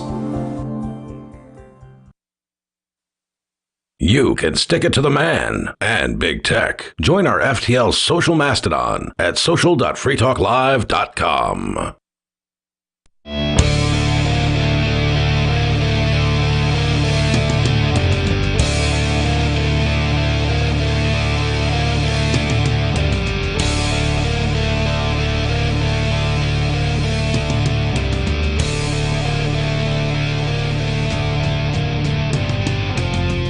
And we're back. Final segment of tonight's program here at Free Talk Live. We had mentioned something about preparing, be independent, And Nikki had said, buy some property, start a farm, a garden, take things something. into your own hands. Like, people are complaining about everything, the government, this, that, the other thing. Just do it yourself, man. And if you can't do what Nikki suggests, and just a personal example, just this weekend, we have something called a market day here, and I was able to purchase some grass-fed meats, farm-raised, humanely raised meats from a farm called Bardo. And I was also able to get some chickens from a local person whom we know, farm fresh chicken, eggs, not chickens, but eggs, 18-pack, reasonably priced, all that kind of stuff. Because, I have a tiny yard. I don't have a lot of property. I could do some container gardening, and I have plans for some of that kind of stuff. But you move to a place where you have a community that you can fill in the gaps. Right. Not one person or family is able to do everything. So when you build strong, freedom-minded, voluntarist communities, we are able to fill in the gaps and live without the government spoon-feeding us everything. Right, exactly. I generally agree with Nikki's sentiment, and I also love the economic concepts of division of labor and comparative advantage. And the reason I do what I do is because I can't grow my own food. Right. Nor do I have that desire. So I'd like to continue doing what I'm doing and then trade with people who grow their own food. Yeah, and that's kind of where I'm at, right? I'm not actively growing my own food, but I'm getting my food from people who are. Yeah. Right? And instead of, from the major grocery stores, that kind of a thing, right? Whenever I can, it's popular in the New England area for there to be these roadside stands for these farmers, right? It's like, oh yeah, this is my farm right behind me. Here's my goods, right? I would rather buy directly from the farmer themselves, even if I have to transact in USD, than I would go to the grocery store. Here's the conspiracy theory for you, or at least the concern, right? When food does become scarce, guess who's going to be robbing those roadside stands and confiscating the food to feed their cronies? And the bureaucrats. Well, it's not going to be politicians because they never do anything themselves. They're lazy cowards. They will send the enforcers to confiscate the food. The cops then. There you go. I see. And divvy that amongst themselves, the elite class. Well, add that to the list of reasons why farmers need to be armed. Deal. Agreed. Let's go to Sarah in New Mexico, who's been patiently waiting. Sarah, you're on Free Talk Live. Oh, yes. Have you heard that in San Francisco, they have self-driving taxis now? Sounds terrifying. I knew that self-driving stuff was coming. I have heard that there were self-driving semis over the road type, hauling stuff that had been deployed as sort of a beta test. I heard they're better drivers than the people in New Mexico. Well, I believe it. No, tell me about it. I want them here as soon as possible, so the drunks we could throw in the car and send them home. Because we have a really bad DWI problem. I don't know. See, the problem with this is technology malfunctions, so I just don't trust robots to what's the self-driving car going to do when the drunk gets in the back and then, pukes all over himself and then dies? What is, because they didn't react fast enough and get the guy to a hospital so that he didn't die. Keep driving to the next pickup, man. It's just a statistic. Well, maybe they could put sensors in it, puke sensors. Just heat sensors or heart palpitation, or something like that. That's better than killing a whole family going the wrong way on the freeway. I just think it's just such a minority. That doesn't really happen as much as people might like to think, as much as the news hypes it up. Yeah. Well, I would say the same about self-driving cars, right? Maybe they're better drivers than humans. So maybe I'll go into conspiracy theory territory. I also don't like the electric computerized self-driving cars because if you own one and you get put on the government bad boy list, guess whose car doesn't work anymore? Right. They're already starting to have it in bills that new cars are going to have kill switches that the government can use. So we're already edging that territory where your car is going to get turned off and you can't go anywhere. I disagree that self-driving cars are better drivers. they might statistically get into like less accidents or something. I don't know. That's a pretty good metric. There's no evidence to prove this yet because they haven't been deployed in an actual situation. No, they have. The hurdle. They're only right. just being deployed now. So there hasn't been a long enough time for them being deployed for us to know that over the long term they're going to be able to drive. Well, even how, if they how do, long of a term do you need? I think it's Waymo. even if they do, like I'm waiting for one of these to just slip on the ice. Right? Yeah. There is a technique to driving on bad roadways. If you live in a place where you get winter, and I grew up in Wisconsin, I lived in Minneapolis, I learned how to drive on the graveyard shift. I have experienced every kind, and you develop techniques over time on how to deal with these things that I don't believe can be programmed. And as you're driving as a human driver along these roadways, you will see other humans off in the ditch, because they didn't have that skill set or utilize those techniques. And I imagine reason. we're going to see the driverless cars in those same ditches. It's quite possible. You're right. But I believe it's Waymo, and I believe it's Arizona. They have deployed the unmanned self-driving cars for some time now. Well, she's saying taxis in San Francisco. She is saying taxis in San Francisco. Yeah. I am saying Waymo in Arizona as far as the test case. And I think one of the reasons why you may not have heard about all the accidents is because at least in Arizona, in dry desert heat, those unmanned self-driving cars have been pretty successful at not ending up in accidents. What I don't want to... Go ahead, Sarah. Okay. So the San Francisco, it's not a trial. I mean, it is an actual self-driving taxi, but they could only double park. They don't have enough technology to park in the curbs yet.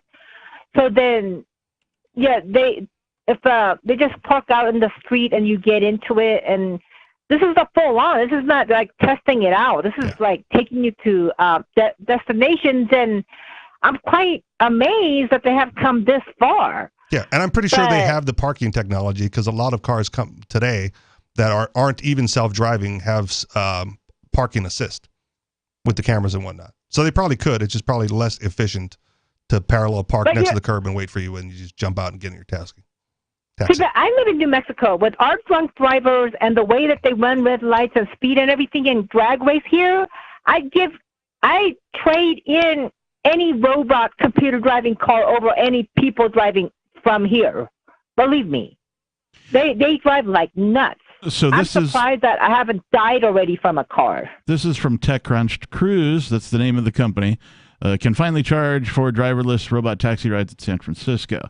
Cruise, the autonomous vehicle unit at General Motors, has finally been given the green light, no pun intended, to start charging fares. The California Public Utilities Commission voted Thursday, this article's 3 days old, to award Cruise with a driverless deployment permit. The final hurdle the company needed to jump to begin operating was, just getting the permit. Of course, can't do anything without the government permit. It will be operating its passenger service at a maximum speed of 30 miles per hour between the hours of 10 p.m. to 6 a.m. on select streets in San Francisco, adding another 1.5 hours to its current service. The company will need additional state regulatory approval to charge members, blah, blah, blah, blah, blah. So regardless of the state interference, that means that they have been doing something similar, right, and testing it out already, and it is now more ready for this increase in activity. So they say it's the graveyard shift, basically, is what they're operating. It's a good time. You don't want to be testing it out during rush hour, right? Why not? Because it's not ready for that yet, right? Well, it sounds like it doesn't work then. It doesn't work to that extent, but it works enough for graveyard, which is, and then you improve the technology and it gets better, and then you run the tests, right? And you troubleshoot it, look at the statistics, analyze the data. Go ahead, Sarah. So I just say, you think that going the wrong way and killing families is a rare thing? That's not a rare thing in New Mexico. You know what I mean? You think I'm just making it up? That happens quite often here in New Mexico. They're thinking of putting in some sensors that alert the police if they're all going on because they have those sensors in Arizona when they enter the drunks going the wrong way. That they go onto the exit as an entrance if they're so drunk. That happens quite a bit in New Mexico, and it's quite comical. Isn't it illegal to drive drunk in New Mexico already? I believe it is. It's illegal, but they do it all the time anyway because you have 28 drunk driving. They don't put them in jail here. It's illegal, but they don't. Thanks, Sarah. We appreciate the call. We're out of time. If you missed any part of the show, check us out at freetalklive.com. Thanks, everyone. Peace.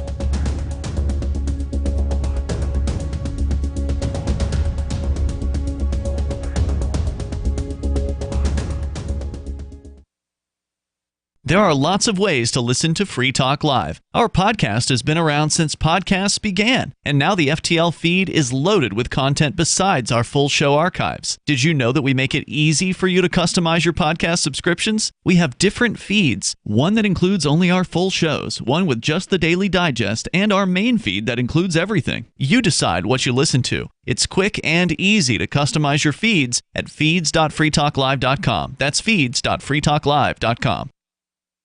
Do you feel like your nation, state, or community no longer holds your values? Have you dreamt of a place where people agree that liberty is important and are free to pursue their projects so long as they respect the property of others?